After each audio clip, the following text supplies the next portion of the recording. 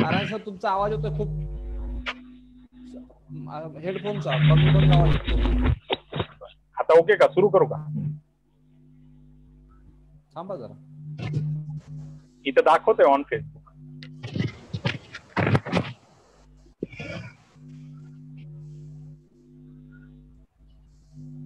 Hello,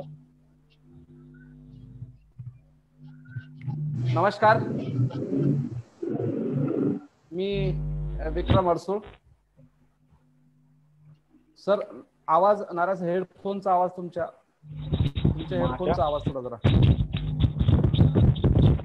हो, extra आवाज येतोय. आता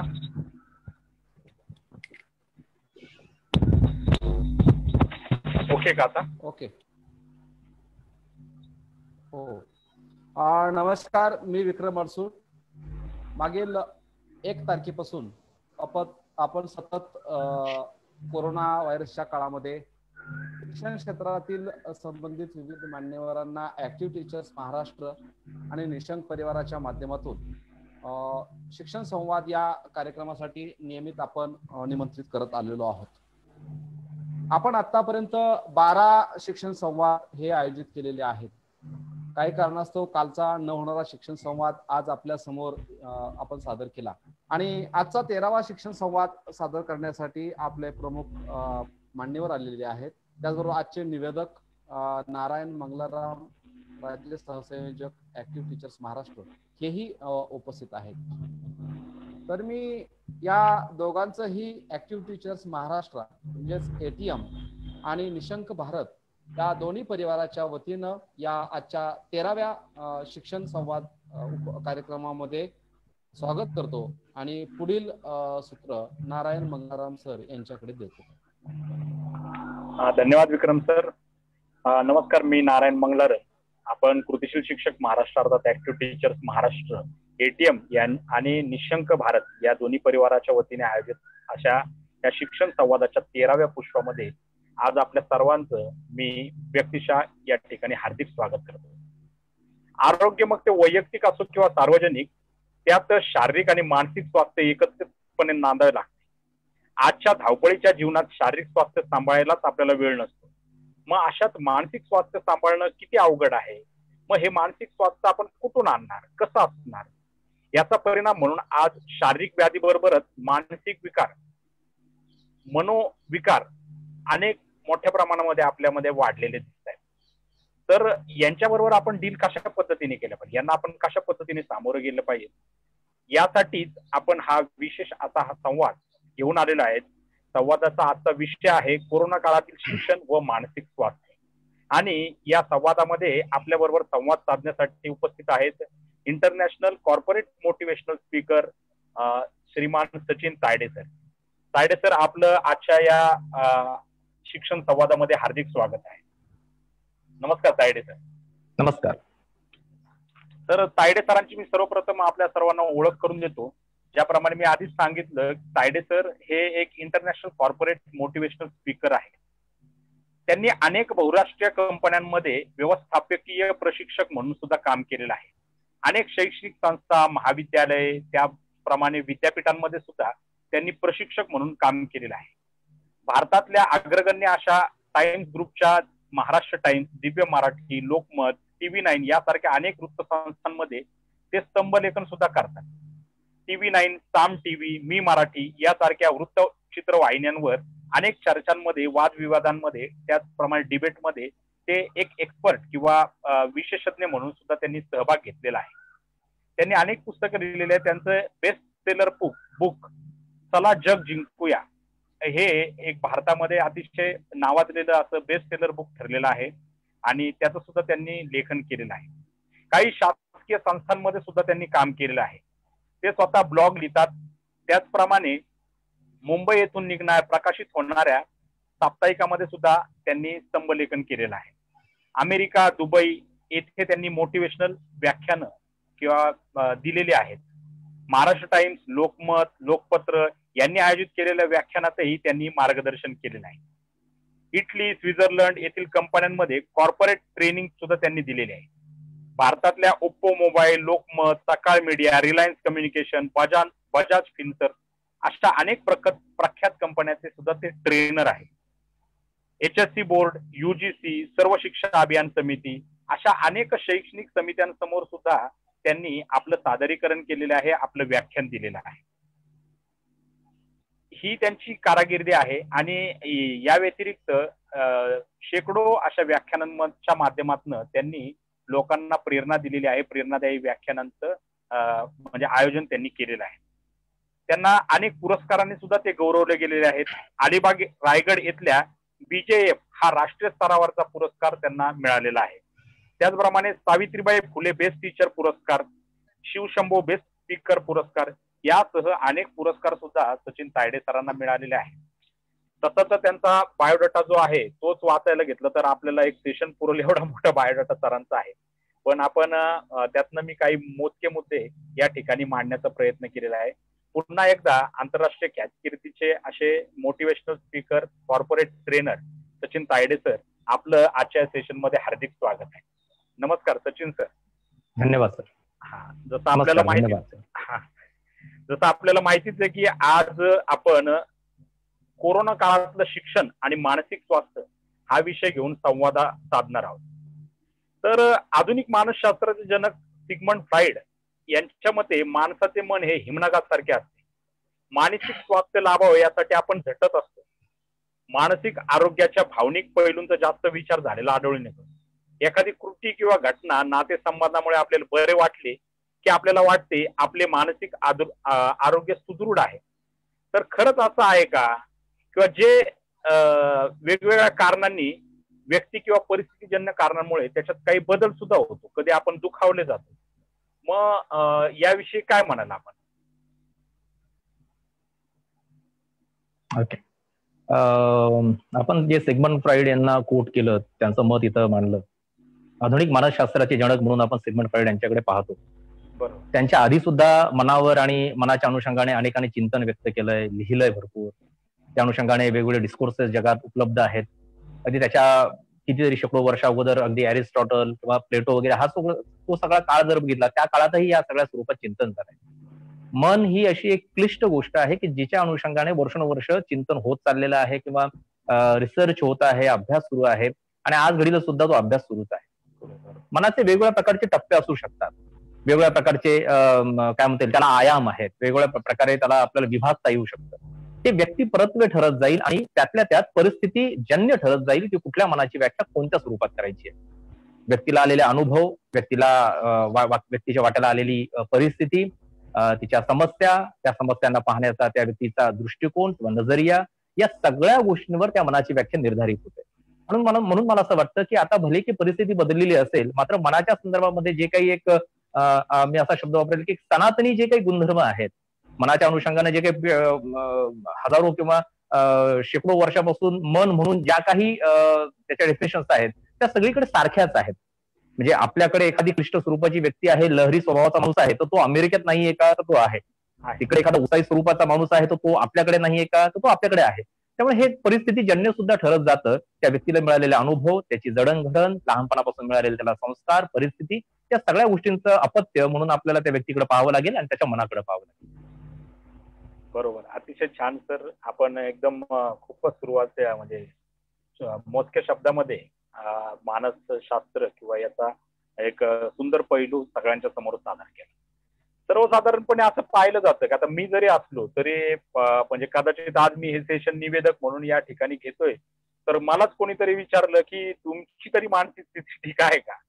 तर कोणी हे लवकर मान्य करत नाही की मी मानसिक तणावामध्ये आहे. मी मानसिक तणावामध्ये हे लवकर मान्य करत नाही, पण आपल्या काही कृतीने ते लक्षात येऊ शकतं.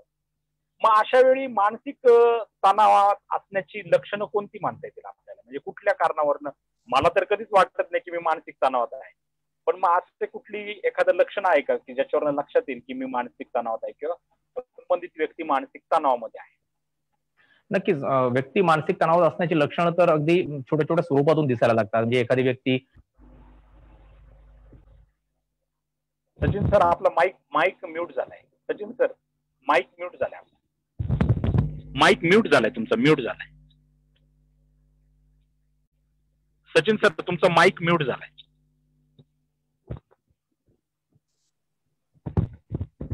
येतोय आवाज? हो, आता येतोय. ओके. मी सांगत होतो हे व्यक्तीच्या छोट्या छोट्या वागणुकीवरून किंवा त्याच्या बॉडी लँग्वेजवरून सुद्धा आपल्याला हे ओळखता येतं की ही व्यक्ती तणावात आहे. म्हणजे अगदी रोजच्या जगण्याची त्याची भाषा असेल, त्या व्यक्तीची भाषा असेल किंवा रोजच्या जगण्यातले संवादाची त्याची एक स्टाईल असेल, ती स्टाईल सुद्धा बदलताना दिसली की आपल्याला लक्षात येतं की ही व्यक्ती ताणतणावात दिसते. शांत बसून राहणं हा त्यातला एक खूप महत्वाचा भाग आपल्याला दिसतो. चिडचिड व्यक्त करणं हा त्यातला खूप महत्वाचा भाग दिसतो. अगदी कमी बोलणारी व्यक्ती जास्तच बोलायला लागली, जास्त बोलणारी व्यक्ती ही अगदी बसून राहायला लागली, तर नक्कीच आपल्याला लक्षात यायला लागतं की ही व्यक्ती ताणतणावात आहे. आणि जवळच्या व्यक्तीला ते चटकन लक्षात येतं. कदाचित बाहेरच्या व्यक्तीला ते तितकंच लक्षात येत नसेल किंवा जाणवत नसेल. मात्र जी व्यक्ती सातत्यानं त्या व्यक्तीच्या सोबत असते, जी व्यक्ती ताणतणावातून जात आहे, तर मला वाटतं त्या व्यक्तीला हे लवकर लक्षात येतं की या व्यक्तीचं काहीतरी बिनसलंय किंवा कुठेतरी काहीतरी वेगळंच सुरू आहे की जे रेग्युलर नाही. आणि म्हणून मला वाटतं की अशा व्यक्तीच्या अनुषंगाने आपण मी म्हणेल की विशेष अशी काळजी घेणं गरजेचं असतं. बरोबर. खूप छान सर, म्हणजे खूप छोटीशी आणि साधी लक्षणं तुम्ही सांगितली आणि महत्वाचा तुम्ही एक मुद्दा सांगितला की जवळच्या व्यक्तीला हे पटकन लक्षात येऊ शकतं. तर हे खूप महत्वाचं आहे. म्हणजे जवळच्या व्यक्तीने ती काळजी घेणं त्यात जास्त आवश्यक आहे असं मला वाटतं. तर मानसिक ताणतणाव जीवनाच्या प्रत्येक क्षेत्राला आज व्यापून राहिलेलीच असं आपल्याला लक्षात येतं. मग ती सामाजिक परिस्थिती, आर्थिक परिस्थिती असेल किंवा भौगोलिक परिस्थिती असेल. जसं आपण सांगितलं की अमेरिकेतल्या व्यक्ती काही मानसिक तणावात नाही, अशातला कुठला भाग नाही. मग आज ही मानसिक तणाव जे आहेत ते आर्थिकदृष्ट्या अत्यंत खालच्या स्तरात सुद्धा आहेत आणि आर्थिकदृष्ट्या अत्यंत वरच्या स्तरात सुद्धा आहे. म्हणजे अचानकच आपण एखाद दिवशी वर्तमानपत्रामध्ये वाचतो किंवा टीव्हीवर पाहतो की कुठल्या तरी मोठ्या उद्योगपतींनी आत्महत्या केली किंवा अशा स्वरूपाच्या बातम्या आपल्याला ऐकायला मिळतात. मग याची काय कारण, म्हणजे मानसिक तणावाची काय कारण असू शकतात सर्वसाधारणपणे? पुन्हा मुद्दा तोच आहे की सर्वसाधारण व्यक्ती परत्वे, मी मग अशी बोलल्याप्रमाणे व्यक्ती परत्वे ती कारणं असणार आहे. त्याला असं पण असं ढोबळमानाने 1, 2, 3, 4 अशी लिस्ट नाही देऊ शकत की बाबा हीच कारणं आहेत. प्रत्येक व्यक्तिगणिक ते ठरत जाणार आहे. मी पुन्हा सांगतो की त्या व्यक्तीला त्याच्या बालपणामध्ये मिळालेले अनुभव असतील, मधल्या कालावधीत जडणघडणीमध्ये वेगवेगळ्या प्रकारचे आलेले परिस्थितीजन्य घटना असतील, या सगळ्या घटनांचा तो अपत्य असतो. मुद्दा महत्वाचा आहे. थोडंसं आता मी त्याला एलॅबोरेट करतो या प्रश्नाला, काही आपण स्वतःच काही आयाम देऊयात. मला असं आधीपासून वाटत आलेलं आहे की कुठलीही व्यक्ती ज्या वेळेला आत्महत्या करते त्यावेळेला ती वरच्या श्रीमंत वर्गातली होती किंवा खालच्या वर्गातली होती, अशातला असं आपण त्याचं बायफर्केशन करू नये. हे व्यक्ती म्हणून आपल्याला याच्याकडे बघावं लागेल, माणूस म्हणून आपल्याला याच्याकडे बघावं लागेल. माणूस आहे तर मन आहे, मन आहे तर अपेक्षा आहे, अपेक्षा आहे तर अपेक्षांची पूर्ती होणं किंवा न होणं हे ठरतं. आणि ज्या ठिकाणी अपेक्षाचा भंग व्हायला लागतो, ज्या ठिकाणी अपेक्षा पूर्ण होत नाहीत असं दिसायला लागतं, त्यावेळेला माणसं हळूहळू अशा प्रकारच्या निर्णयांकडे जातात की जिकडे त्यांना जीवन नकोसं व्हायला लागतं. एका सेमिनार नंतर मला अशाच प्रकारचा प्रश्न विचारण्यात आला होता की साधारणतः लोक आत्महत्या का करतात. त्या ठिकाणी मी त्या मुलीला उत्तर दिलं होतं, मला आठवत आहे. त्यावेळेला मी त्याला उत्तर दिलं होतं की ज्या वेळेला जीवन जगताना जीवन जगण्याचे आकर्षणाचे जे बिंदू असतात ते कमी कमी कमी कमी जसे व्हायला लागतात तसं माणसाचं मृत्यूचं आकर्षण वाढत जातं. मुळात जीवन जगण्याच्या संदर्भात जीवनाची व्याख्या आपण निर्धारित केलेली नसते अनेकदा, आणि म्हणून हा प्रश्न आहे. मी पुन्हा सांगेल की हा मुद्दा असा नाहीये की बाबा श्रीमंत वर्गातले किंवा गरीब वर्गातले किंवा मध्यमवर्गीय वर्गातले. आपण व्यक्ती म्हणून जर बघितलं तर व्यक्ती म्हटलं की व्यक्तीला स्वभाव आहे, स्वभावाला वेगवेगळ्या प्रकारच्या मर्यादा आहेत, वेगवेगळ्या प्रकारची गणित आहेत. म्हणजे कालपर्यंत जी व्यक्ती खूप प्रभावी बोलत होती, कालपर्यंत जी व्यक्ती खूप प्रेरणा देणारी बोलत होती, कालपर्यंत ज्या व्यक्तीचं प्रेरणादायी आयुष्य होतं, अशा लोकांनीही आत्महत्या केलेल्या आहेत. तर असा त्याचा अर्थ निघत नाही. किंवा जी आर्थिक दृष्टिकोनातून खूप जास्त काय म्हणता येईल सुदृढ आहेत, अशाही लोकांनी आत्महत्या केलेल्या दिसतात किंवा अशीही माणसं दिसतात जी अतिशय कमजोर होती. मुद्दा महत्वाचा असा आहे की जीवन जगत असताना जीवनाची व्याख्या कुठंतरी आपण या मधल्या कालावधीमध्ये, विशेष करून या ग्लोबलायझेशनच्या काळामध्ये खूप संकुचित करत चाललेलो आहोत. आणि मला वाटतं हे खूप मुख्य कारण असतं अशा स्वरूपाचं काय म्हणता येईल मनाची स्थिती होण्यामागचं एक मुख्य कारण आहे ते असं. कारण माझं नेहमी म्हणणं आहे की जीवन जगणं आणि जिवंत राहणं या दोन वेगळ्या गोष्टी आहेत. जी माणसं आयुष्य संपवण्याकडे जातात, मला वाटतं ती सगळी माणसं जिवंत राहण्याच्या व्याख्येमध्ये बसतात. कारण जिवंत राहणं आणि जीवन जगणं हे यासाठी मला वेगळं वाटतं, कारण जीवन जगणं असं म्हणत असताना त्याला काहीतरी आयाम असणार आहे, जीवन जगण्याला काहीतरी व्याख्या असणार आहे. जीवन जगणं याच्या मागे काहीतरी भूमिका असणार आहे, विचार असणार आहे, कार्यकारण भाव असणार आहे. मी का जगतो, कशासाठी जगतो, का जगायचंय, मला काय करायचंय, माझं आयुष्य जर आता 30-35 वर्षात झालेलं तर पुढच्या 30-35 वर्षामध्ये मला काय करायचंय, मी कशासाठी जन्माला आलो, मी हेच सगळं जे करत आहे तेच मला करायचं होतं का, मला इथून जो प्रवास पुढे न्यायचा तो तिथेच न्यायचा आहे का, हेच मला सगळं करायचं होतं की नव्हतं करायचं, या सगळ्या चर्चा किंवा या सगळ्या प्रश्नांची जी काही अहमहमिका आहे किंवा जी काही एक चर्चा असते मनामध्ये, ती जिथं असते तिथं जीवन जगणं असतं. जिवंत राहणं या विरुद्ध. जिवंत असणं हा फक्त एक भाग आहे की बाबा मला ब्रेड अँड बटर मिळतंय का, मला खायला मिळतंय का, 2 वेळचं अन्न आहे का, ऑक्सिजन आहे का, अजूनही माझा ऍक्सिडेंट झाला नाही म्हणून मी जिवंत आहे, मला कोणीतरी मारून टाकलं नाही म्हणून मी जिवंत आहे, एखादा आजार माझ्या मागे लागला नाही म्हणून मी जिवंत आहे. ही जिवंतपणाची व्याख्या आहे. जी जगण्याची व्याख्या असते ती मला वाटतं आत्महत्या करणाऱ्या लोकांमध्ये साधारणतः दिसत नाही, पण जी फक्त जिवंत राहण्याकडे लक्ष देतात ती माणसं त्यांच्या आयुष्यामध्ये येणाऱ्या घटनांचा काय म्हणता येईल सामना, म्हणजे विशेष करून वाईट घटनांचा सामना योग्य पद्धतीने करताना दिसत नाही. कारण त्यांच्या आयुष्यात एखादी दुर्घटना घडली, त्यांच्या आयुष्यात जर एखादी भावनिक अतिशय वादळ आलं, त्यांच्या जीवनामध्ये त्यांना अपेक्षित असणारी एखादी व्यक्ती असेल, एखादं यश असेल, त्या व्यक्तीने किंवा त्या यशाने त्यांना हुलकावणी दिलं असेल, एखादी व्यक्तीचं निधन झालं असेल तर ते तुटून जातात. ते तुटून यासाठी जातात कारण त्यांनी त्यांच्या जीवनाची व्याख्या खूप सीमित केलेली असते त्या व्यक्तीपुरती. ती असू नये असं माझं म्हणणं नाही. मात्र ज्या वेळेला एखादी व्यक्ती एखाद्या जीवनात घडलेला घटनेलाच आयुष्य म्हणायला लागते तिथं अडचण आहे. माझ्या पुस्तकात सुद्धा चला जग जिंकूया या पुस्तकात सुद्धा मी या गोष्टीचा प्रामुख्याने उल्लेख केलाय की घटना म्हणजे आयुष्य नाही.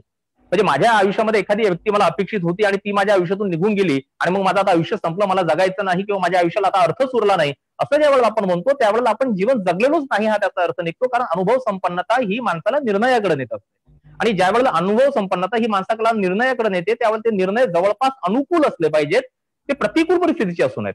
आणि मग घटना ज्या वेळेला आयुष्य बनायला लागतं त्यावेळेला अडचणी उभ्या राहतात. माझं म्हणणं आहे एक घटना एक व्यक्ती आयुष्य असू शकत नाही, घटना घटनांनी आयुष्य बनत जातं, व्यक्ती व्यक्तींनी आयुष्य बनत जातं. आणि ज्या ठिकाणी ज्या व्यक्तीला हे सगळं समजायला लागतं मला वाटतं तिथं त्याला या सगळ्या प्रश्नांची उत्तरे मिळत जातात.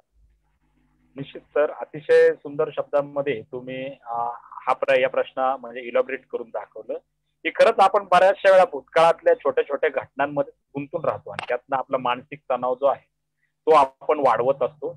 तर आपल्या या उत्तरात निश्चितच असे जे कोणी गुंतलेले असतील तर ते त्याच्यातनं पुढे जातील. सर्वसाधारणपणे शिक्षण, आता आजचा जो विषय आपला शिक्षण आणि मानसिक स्वास्थ्य, सर्वसाधारणपणे पाहिलं तरच आपल्याला लक्षात येतं की शिक्षणामध्ये मानसिक स्वास्थ्याला खूप महत्व आहे. जसं आपण मानसिकरित्या सुदृढ असू तर शिक्षण आपण चांगलं घेऊ शकतो. त्यातही मग अशा या कोरोनाच्या काळामध्ये मग त्याचं महत्व थोडंसं आणखीच वाढलेलं आहे. मग अशा वेळी आपण मानसिक स्वास्थ्य टिकून ठेवण्यासाठी काय केलं पाहिजे एक शिक्षणाच्या प्रक्रियेत राहण्यासाठी? मग ते विद्यार्थी असतील, पालक असतील किंवा शिक्षक सुद्धा असतील. फार महत्वाचा प्रश्न वाटतो मला आजच्या या चर्चेमधला. मी विशेष करून आपले तर आभार व्यक्त करतोय नारायण सर, मात्र अडसूळ सरांचे विशेष आभार व्यक्त करतोय की एक चांगला विषय या निमित्तानं मला त्यांनी दिलाय आणि हा विषय घेऊन आपल्याला ही चर्चा इथं करता येते. मी शिक्षण या मुद्द्याला खूप वेगळ्या पद्धतीने पाहत आलोय काही वर्षांपासून. या त्या निमित्तानं शिक्षण क्षेत्राशी मी संबंधित आहे. थोडंसं मी मागं जातो. शिक्षण या व्यवस्थेकडे पाहत असताना मला असं लक्षात येतं की आपल्याकडे जुन्या काळात जी शिक्षण व्यवस्था होती ती पूर्णतः स्मृतीवर आधारित शिक्षण व्यवस्था होती. मी थोडंसं एलोबरेट करत जातो, आपल्या प्रश्नाच्या उत्तराकडे येतोय मी. नक्कीच नक्कीच. ती जी शिक्षण व्यवस्था आहे ती पूर्णतः स्मृतीवर आधारित शिक्षण व्यवस्था होती आणि म्हणून एखाद्या व्यक्तीच्या मनामध्ये किंवा मेंदूमध्ये त्याच्या स्मरणशक्तीमध्ये किती लक्षात राहतं आणि लक्षात राहिलेलं तो परीक्षेमध्ये किती लिहितो याच्यावर त्याच्या बुद्धीचा बुद्ध्यांक ठरत होता. आणि म्हणून ती व्यक्ती हुशार, सोप्या भाषेत सांगायचं झालं ती व्यक्ती ढ आहे की हुशार आहे, तो विद्यार्थी ढ आहे की हुशार आहे हे तिथं निर्धारित होत होतं कशावर, त्या व्यक्तीला किती लक्षात राहतं. याचा अर्थ लक्षात राहणं हा बुद्धिमत्तेचा एक महत्वाचा निकष पकडला जात होता. मला वाटतं वर्षानुवर्ष हा प्रकार भारतामध्ये किंवा भारतासारख्या काही देशांमध्ये होता. त्याच्यामागची अनेक सामाजिक आणि वेगवेगळ्या प्रकारची कारणं आहेत, त्या खोलात आपल्याला जायचं नाही. मात्र महत्वाचा मुद्दा आहे की तो सगळा जो काही प्रकार होता त्या प्रकारांनी तयार झालेली माणसं आणि त्या माणसांमध्ये निर्माण झाले डीएनए संदर्भ ते पुढच्या पिढ्यांमध्ये पोहोचले आणि पुढच्या सिस्टमने सुद्धा ते पुढे कंटिन्यू केले. ज्याचा परिणाम असा झाला की मधल्या कालावधीमध्ये भारतामध्ये किंवा भारतासारख्या देशामध्ये ज्या पद्धतीने विज्ञान ऍक्सेप्ट झालं पाहिजे होतं ते झालं नाही. आणि मग विज्ञान ज्या ठिकाणी ऍक्सेप्ट होत नाही त्याचा अर्थच हा होतो की तिथं प्रश्नांना ऍक्सेप्ट करण्यात आलेलं नाही. जिथं प्रश्नांना टाळण्यात येतं, प्रश्नांच्या आतमध्ये जाऊन त्या प्रश्नांचा कीस पाडण्यात येत नाही. का असं होतंय, कशासाठी असं होतंय, कुठे हे होणार आहे, कोण करणार आहे, या प्रश्नांमध्ये ज्यावेळेला आपण नसतो त्या ठिकाणी विज्ञान मरून जातं. दुर्दैवाने आपल्या देशामध्ये म्हणजे साधं आपण एखादं स्पर्धा परीक्षेचं पुस्तक बघितलं आणि तिथं संशोधक आणि त्यांनी लावलेले शोध अशी लिस्ट ज्यावेळेला विद्यार्थी वाचतो त्यावेळेला आपली नावच तिकडे नसतात. म्हणजे रेडिओचा शोध कोणी लावला तर मार्कोनी असतो, याचा शोध कोणी लावला तर युरोपियन असतो, अमेरिकन असतो, असं ते सगळं चित्र आहे. याच्यामध्ये मला निराशावाद सांगायचा नाहीये, मात्र फॅक्ट्स अशी आहेत की आपल्याकडे विज्ञानाने संशोधनाच्या पातळीवर तेवढं मजबूत काम केलं नाही का, कारण मधल्या कालावधीमध्ये जे काही शिक्षण आपण घेत गेलो ते सगळं काही स्मृतीवर आधारित होतं. आता काही वर्षाआधी ज्यावेळेला स्पर्धा परीक्षा सुरू झाल्या आणि स्पर्धा परीक्षेने पहिल्यांदा तो ब्रेक मारला की बाबा स्मृतीवर आधारित शिक्षण व्यवस्था महत्वाची नसून आकलनावर असणारी शिक्षण व्यवस्था महत्वाची आहे, आणि म्हणून स्पर्धा परीक्षांनी 10वीला तुम्हाला 50 मार्क असतील, 12वीला तुम्हाला कमी मार्क्स असतील, ग्रॅज्युएशनला तुम्हाला कमी मार्क्स असतील, मात्र 45-47% मिळवणारा विद्यार्थी सुद्धा जिल्हाधिकारी होऊ शकतो हे स्पर्धा परीक्षांनी दाखवून दिलं. काही कारणांमुळे त्याला बीएच्या वेळेला अभ्यास करता आला नसेल, वेगवेगळ्या सामाजिक, कौटुंबिक, आर्थिक वेगवेगळ्या परिस्थितीमुळे कदाचित 12वीला आणि 10वीला त्याला कमी मार्क्स पडले असतील, मात्र त्याची संधी आणि त्याच्यामध्ये असणारी कुवत जी आहे तिला पुन्हा एकदा संधी दिली पाहिजे स्पर्धा परीक्षेने केलं. मग इथं झालं काय, तर शिक्षण व्यवस्थेसंबंध आकलनाशी आला. मला ही गोष्ट योग्य वाटते, पण त्यानेही काही फार फरक पडला मागच्या 25 वर्षामध्ये असं मला वैयक्तिक एक अभ्यास करत असताना दिसत नाही. कारण राव नावाचे जे भारतरत्न पुरस्कार ज्यांना देण्यात आला सचिन तेंडुलकर यांच्यासोबत, त्या सीएन राव यांनी असं स्टेटमेंट केलं होतं की 100 वर्षामध्ये या देशामध्ये मूलभूत म्हणावं असं कुठलंही संशोधन आपण होऊ शकतो नाही. सीएन राव हे केमिस्ट्री मधले जागतिक दर्जाचे शास्त्रज्ञ आहेत, आणि त्यांनी ज्यावेळेला हे स्टेटमेंट केलं त्यावेळेला त्याला खूप गांभीर्याने घ्यावं लागेल. शिक्षण व्यवस्थेचा या सगळ्या परिपोषामध्ये मी ज्यावेळेला संबंध जोडण्याचा प्रयत्न करतो त्यावेळेला मला तिसऱ्या टप्प्यावर असं जायचंय की आपल्याकडे माझं जे निरीक्षण आहे ते निरीक्षण असं आहे की शिक्षणाने आपल्याला केवळ, म्हणजे सोपं बोलायचं झालं तर शिक्षणाचा संबंध केवळ आपण नोकरीशी जोडला आहे. आपल्याकडे शिक्षणाने माणसं वाचायला पाहिजे होती, वाचायला पाहिजे, सेव्ह व्हायला पाहिजे होती, माणसं प्रगत व्हायला पाहिजे होती, माणसं आधुनिक व्हायला पाहिजे होती, जात विषमता या सगळ्या प्रक्रियेतून बाहेर निघायला पाहिजे होती. मात्र ह्या सगळ्या गोष्टी जास्त दृढ यामुळे झाल्या तर शिक्षणाने आपल्याला दृष्टिकोन दिला नाही, नोकरी दिली. म्हणजे जी कुठली व्यक्ती, म्हणजे मी बीए का करतो तर पुन्हा एकदा मला, म्हणजे मी उदाहरणार्थ मी एमए पॉलिटिकल सायन्स का करतो तर मला पुन्हा एकदा 11वी-12वीला मला पॉलिटिकल सायन्स शिकवायचं आहे. म्हणजे माझ्या पॉलिटिकल सायन्सचा संबंध कुठेही प्रॅक्टिकल एक्झिक्यूट करण्यात येणार नाहीये. म्हणजे मला समाजशास्त्र का शिकायचंय तर मला पुन्हा एकदा सेटेड परीक्षा देऊन कुठेतरी नोकरीची व्यवस्था लावून मग मला माझ्या रोजीरोटीला लागायचंय. याचा अर्थ असा नाही की शिक्षणाने नोकरी देऊ नये, याचा अर्थ असा माझं म्हणणं नाही की पायावर उभं राहण्यासाठी शिक्षण नसावं का. मुद्दा महत्वाचा असा आहे की शिक्षणाचं पहिलं जे आद्य कर्तव्य असतं ते म्हणजे माणूस बनणं. प्राणी आणि मानव याच्यामध्ये जो एक मुख्य भेद निर्माण होत असतो तो शिक्षणात होत असतो. दुर्दैवानं सांगावं लागतं की आपण शिक्षणाचा संबंध केवळ नोकरीशी जोडलेला असल्यामुळं शिक्षणाने त्या दृष्टिकोनातून ती दृष्टी आपल्याला दिली नाही जी दिली पाहिजे होती. आणि मग आता आज घडीला कोरोना सारखा ज्यावेळेला प्रसंग आपल्या समोर येऊन थांबतो त्यावेळेला आधीच आपल्याकडे, म्हणजे एकतर आपण भारतीय म्हणून आपण संक्रमण अवस्थेत आहोत ना, आपल्याला इकडचं पक्क झालेलं आहे ना तिकडचं पक्क झालंय, आपण मधल्या कालावधीत आहोत. आणि जी माणसं मधल्या कालावधीत असतात ना ती सगळी अनुकरण प्रिय असतात, ती सगळं कॉपी पेस्ट असतात. आणि म्हणून या कालावधीमध्ये व्हॉट्सअप युनिव्हर्सिटी नावाचा जो काही प्रकार आहे त्या व्हॉट्सअप युनिव्हर्सिटी नावाच्या प्रकाराने विद्वान झालेली जी काही माणसं आहेत किंवा सजग झालेली जी काही माणसं आहेत ही फक्त पुढे फॉरवर्डेड मेसेजच्या अनुषंगाने तयार झालेली आहेत. आणि म्हणून मला असं वाटतं या कालावधीमध्ये शिक्षण त्यांना तेवढ्या ताकदीने उभं करू शकत नाहीये. मी सोपी छोटंसं उदाहरण सांगतो. आता या 2-4-5-10 दिवसापासून ज्या काही बातम्या आपल्याला येत आहेत त्या कोरोनाच्या निमित्तानं किंवा संदर्भातून, म्हणजे एखाद्या कुटुंबाला जर तिथं कोरोनाचा पेशंट भेटलेला असेल तर आजूबाजूची 10-12 जण घरं मी जी माहिती घेतोय ग्राउंड लेवलवरची, काही मित्रपरिवार सांगताय, सामाजिक कार्यकर्ते माहिती देत आहेत, तर माहिती अशी मिळते की अगदी त्या कुटुंबाला वाळीत टाकण्याचा प्रकार आहे. अगदी त्या कुटुंबाकडे पाहिला सुद्धा जात नाहीये. अगदी त्यांना अशा प्रकारे की बाबा तुम्ही बाहेर यायचं नाही, आमच्याशी संपर्क साधायचा नाही, म्हणजे अगदी बहिष्कृत करण्याची प्रक्रिया होते. हे सगळं होतं कशामुळं, कारण वर्षानुवर्ष आपल्यात असणारे ते स्वभाव जे या विषमतेच्या अनुषंगाने शिक्षणाने हे सगळं भरायला पाहिजे होतं. मी उदाहरण म्हणून देईल, शिक्षणाने डेव्हलपमेंट देत असताना शिक्षणाने कसं वाचवावं. म्हणजे आता तुमचा जो प्रश्न होता की बाबा या कोरोनाच्या काळात शिक्षण कसं असावं, माझं म्हणजे शिक्षण जे काही आपण घेणार याला एक्झिक्यूट कुठं करणार आहोत. एकतर जगाची व्याख्या आज घडीला, म्हणजे जसं मागच्या वेळेला पहिलं जागतिक महायुद्ध झालं त्यावेळेला जगाची व्याख्या अभ्यासकाने अशीच केली होती की बाबा पहिल्या जागतिक महायुद्ध आधीच जग आणि नंतरच जग. दुसऱ्या जागतिक महायुद्धाच्या वेळेला अशीच व्याख्या झाली, दुसरं त्याच्या आधीचं जग त्याच्यानंतर जग. आणि आता आपण तीच व्याख्या करतोय, कोरोना आधीचं जग आणि कोरोना नंतरचं जग. आता हे कोरोना नंतरचं जग आहे, याच्यामध्ये अजूनही काहीच स्पष्ट नाहीये. शाळा किती दिवस चालणार आहेत, आठवड्यातून किती दिवस चालणार आहेत, 2 दिवस चालणार आहेत, झूमवर किती दिवस आपण भेटणार आहोत, आपण एज्युकेशन असताना त्याच्यामध्ये रिसर्चला काही वाव आहे का, घरातून काम करायचं म्हणजे नेमकं कोणतं काम करायचंय, बरं कोणतं काम केल्याने पैसे मिळणार आहेत, म्हणजे ह्या सगळ्या गोष्टी अजून अधोरेखित झाल्या नाहीयेत किंवा अजून क्लिअर झालेल्या नाहीयेत. त्यामुळे शिक्षणाचा तसा थेट आपल्याला किती फायदा होईल येणाऱ्या कालावधीमध्ये, मला वाटतं या प्रश्नाच्या मागे थोडासा वेळ घ्यावा लागेल. सिस्टम काय उपयोजित आहे किंवा गव्हर्नमेंट काय निर्णय घेत आहे त्यावर हे बरं काही ठरेल. बरोबर, नक्कीच सर, अतिशय तुम्ही छान इलॉबरेशन या प्रश्नाचं सुद्धा करून दाखवलं. आणि खरंच आपल्याकडं म्हणजे आपण काही वेळा असं म्हटलं प्राचीन भारतीय शिक्षण पद्धती ही खूपच म्हणजे वैशिष्ट्यपूर्ण किंवा खूपच चांगली होती. पण त्याचे सुद्धा ड्रॉबॅक तुम्ही तुमच्या या उत्तराच्या माध्यमातून सांगितलं. त्याचीच परिस्थिती अशी तुम्ही आपल्या उत्तरामध्ये बोलूनही दाखवलं की मूलभूत असं संशोधन भारतामध्ये गेल्या अनेक वर्षामध्ये झालेलं नाही, आणि त्याचाच परिणाम असा आहे की संशोधक आणि शोध असतील किंवा नोबेल लॉरिएट्स असतील, त्याच्यामध्ये भारत हा आपल्याला आज जागतिक पटलावर खूप लांब उभा असलेला आपल्याला पाहायला मिळतो. तर याच प्रश्नाला धरून मी पुढे असं जाऊन इच्छितो की बऱ्याच जणांचं असं म्हणणं की आता आम्ही प्राथमिक शाळेमध्ये काम करतो, मी प्राथमिक शिक्षक आहे, तर प्राथमिक शाळेतल्या शिक्षकांना किंवा प्राथमिक शाळेतल्या विद्यार्थ्यांना कुठला आला मानसिक तणाव? मग त्यांना आता मानसिक स्वास्थ्य आणि मानसिक तणाव आणि प्राथमिक शिक्षण याचा काही प्रत्यक्ष संबंध आहे का? मला प्रश्न कळाला नाही सर तुमचा, पुन्हा एकदा विचारा प्लीज. म्हणजे बऱ्याच जणांचं म्हणणं हे आहे की मी प्राथमिक शाळेमध्ये काम करतो किंवा माझे विद्यार्थी प्राथमिक स्तरातले आहेत, म्हणजे 1ली ते 4थी 7वी 8वी पर्यंतचे किंवा 10वी पर्यंतचे आपण पकडू, तर ह्या स्तरावर शिक्षण घेत असताना मग या स्तरावर कुठला मानसिक तणाव त्यांना आहे आणि त्याचा आणि मानसिक तणावाचा आणि त्यांच्या शिक्षणाचा काही संबंध आहे का? त्याचा म्हणजे थोडक्यात एवढ्या लहान वयामध्ये सुद्धा मानसिक तणाव असू शकतात का शिक्षणामध्ये? अभ्यासाचं एक प्रेशर हे कुठल्याही वयोगटाला असतं, ते ना असं नाही.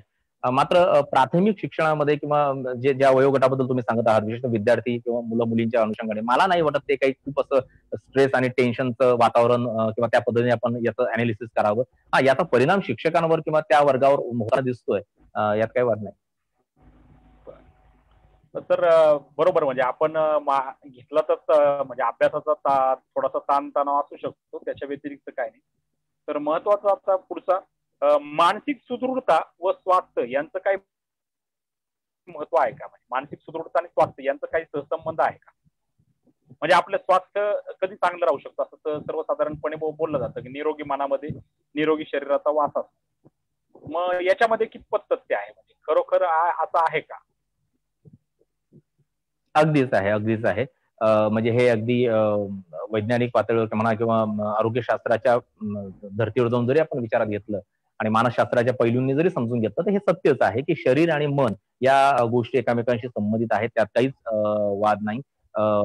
शरीराला व्याधी आहेत, तशा मनाला सुद्धा व्याधी आहेत. शरीर जसं आजारी पडतं तसं मन सुद्धा आजारी पडतं. शरीर जुनं होऊ शकतं पण मन जुनं होत नाही, हे मात्र तितकंच खरं आहे. मन हे परिपक्व होत जातं, शरीर हे डीके पोझिशनकडे जातं, मन हे परिपक्व होत जातं आणि मग जेवढं जुनं मन तेवढं ते जुन्या लोच्यासारखं मुरलेलं असतं. आणि त्या मनाचा विचार एका स्वतंत्र वेगळ्या पद्धतीने वेगळ्या धाटणीने आपल्याला करावं लागेल. एक चांगलं शरीर चांगल्या मनाला जन्म देतं किंवा चांगल्या मनाशी ते संबंधित असतं, यात वाद नाही. आणि म्हणून अनेक माणसं तुम्ही पाहू शकतात किंवा अनेक दिग्गज लोक तुम्ही पाहू शकतात की त्यांनी त्यांच्या शरीराची नेहमीच काळजी घेतलेली आहे, कारण त्या शरीराच्या माध्यमातून त्यांना मनाला सांभाळायचं आहे. त्या मनाच्या माध्यमातून ते शरीराला किती सांभाळू शकतील हा वेगळा प्रश्न आहे. कितीतरी माणसं असं तुम्ही बघाल की बाबा ज्यांचं शरीर खूप वीक होतं, मात्र त्यांचं मन हे खूप जास्त स्ट्रॉंग होतं. मन कितीही स्ट्रॉंग असलं तरी नंतर जर तुमचं शरीर साथ देणारं नसेल तर अवघड होऊन जातं. म्हणजे सोपं साधं उदाहरण मी तुम्हाला सांगेल, आपले जॉर्ज फर्नांडिस त्यांच्याबद्दल आपल्याला माहित आहे की त्यांचं मन हे कदाचित शेवटपर्यंत मजबूत होतं, मात्र शरीर जसं खिळखिळ होत गेलं तसं मनावर त्या सगळ्या गोष्टींनी ताबा घेतला.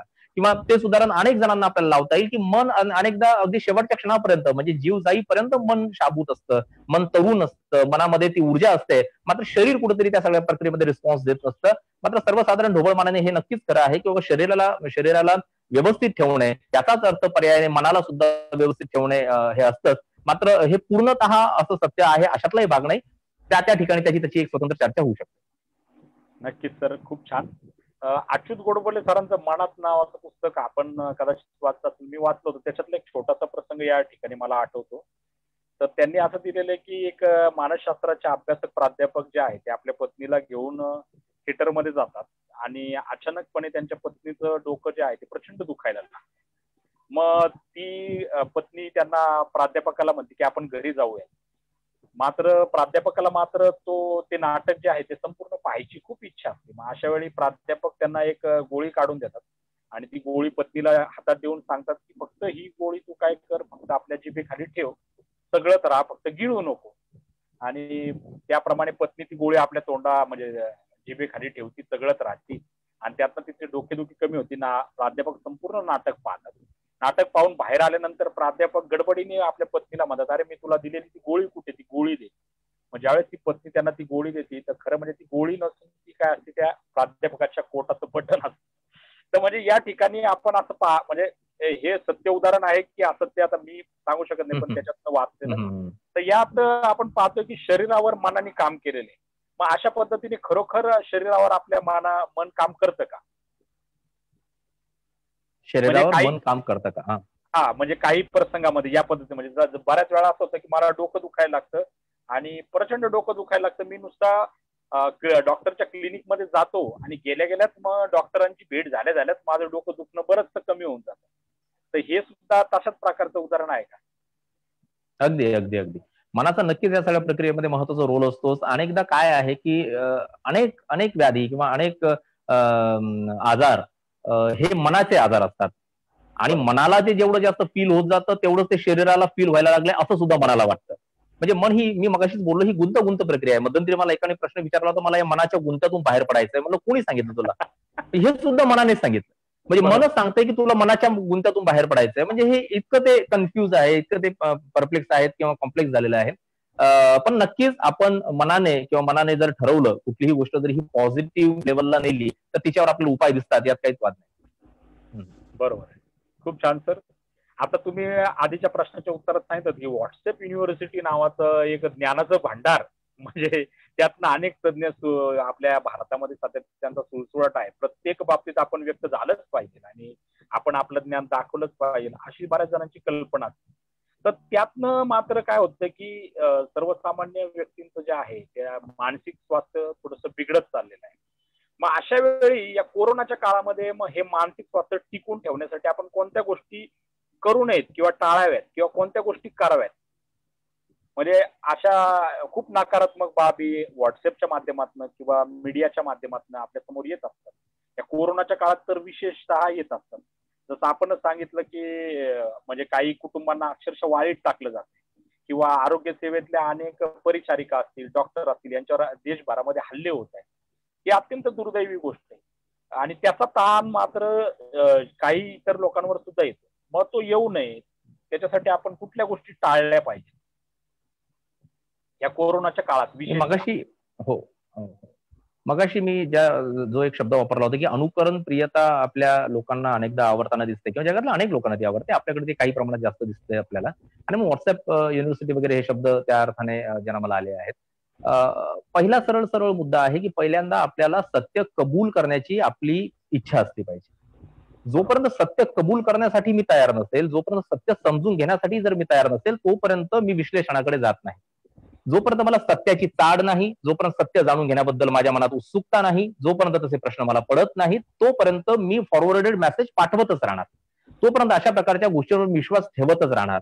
अशा प्रकारच्या अफवांचा बळी मी होतच राहणार. म्हणजे मला जर कोणी सांगितलं तर XYZ ठिकाणी गाय कापलेली आहे, तर मी लगेच डिक्लेअर करून टाकतो आणि 10 लोकांना सांगून टाकतो.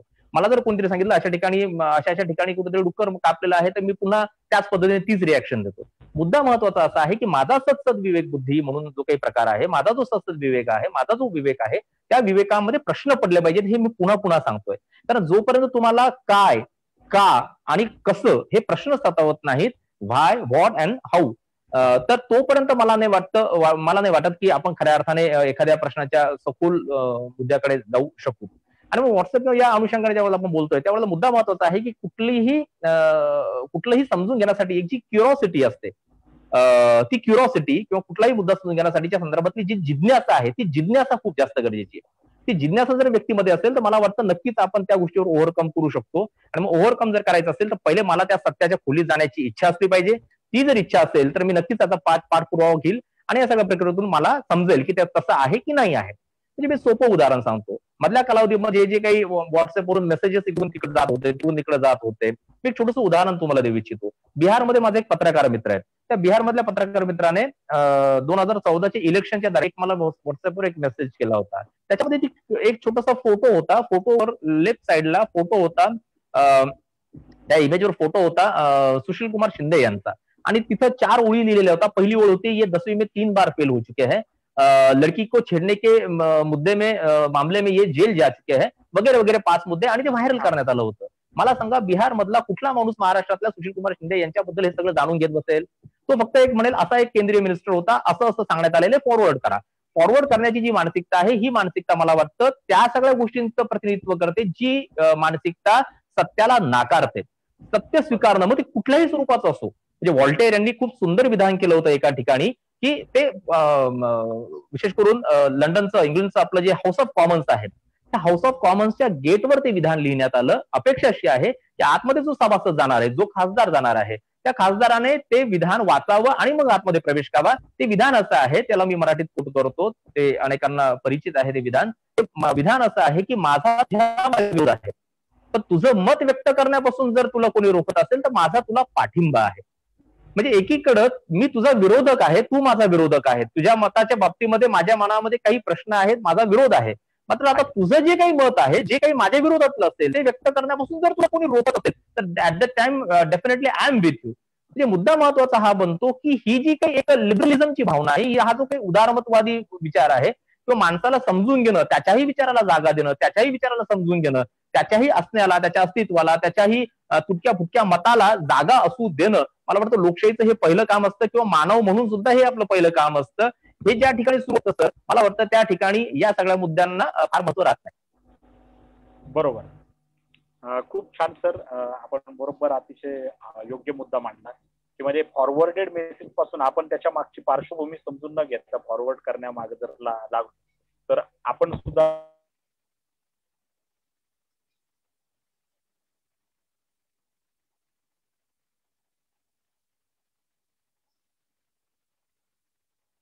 हॅलो, नेटवर्क गेलाय.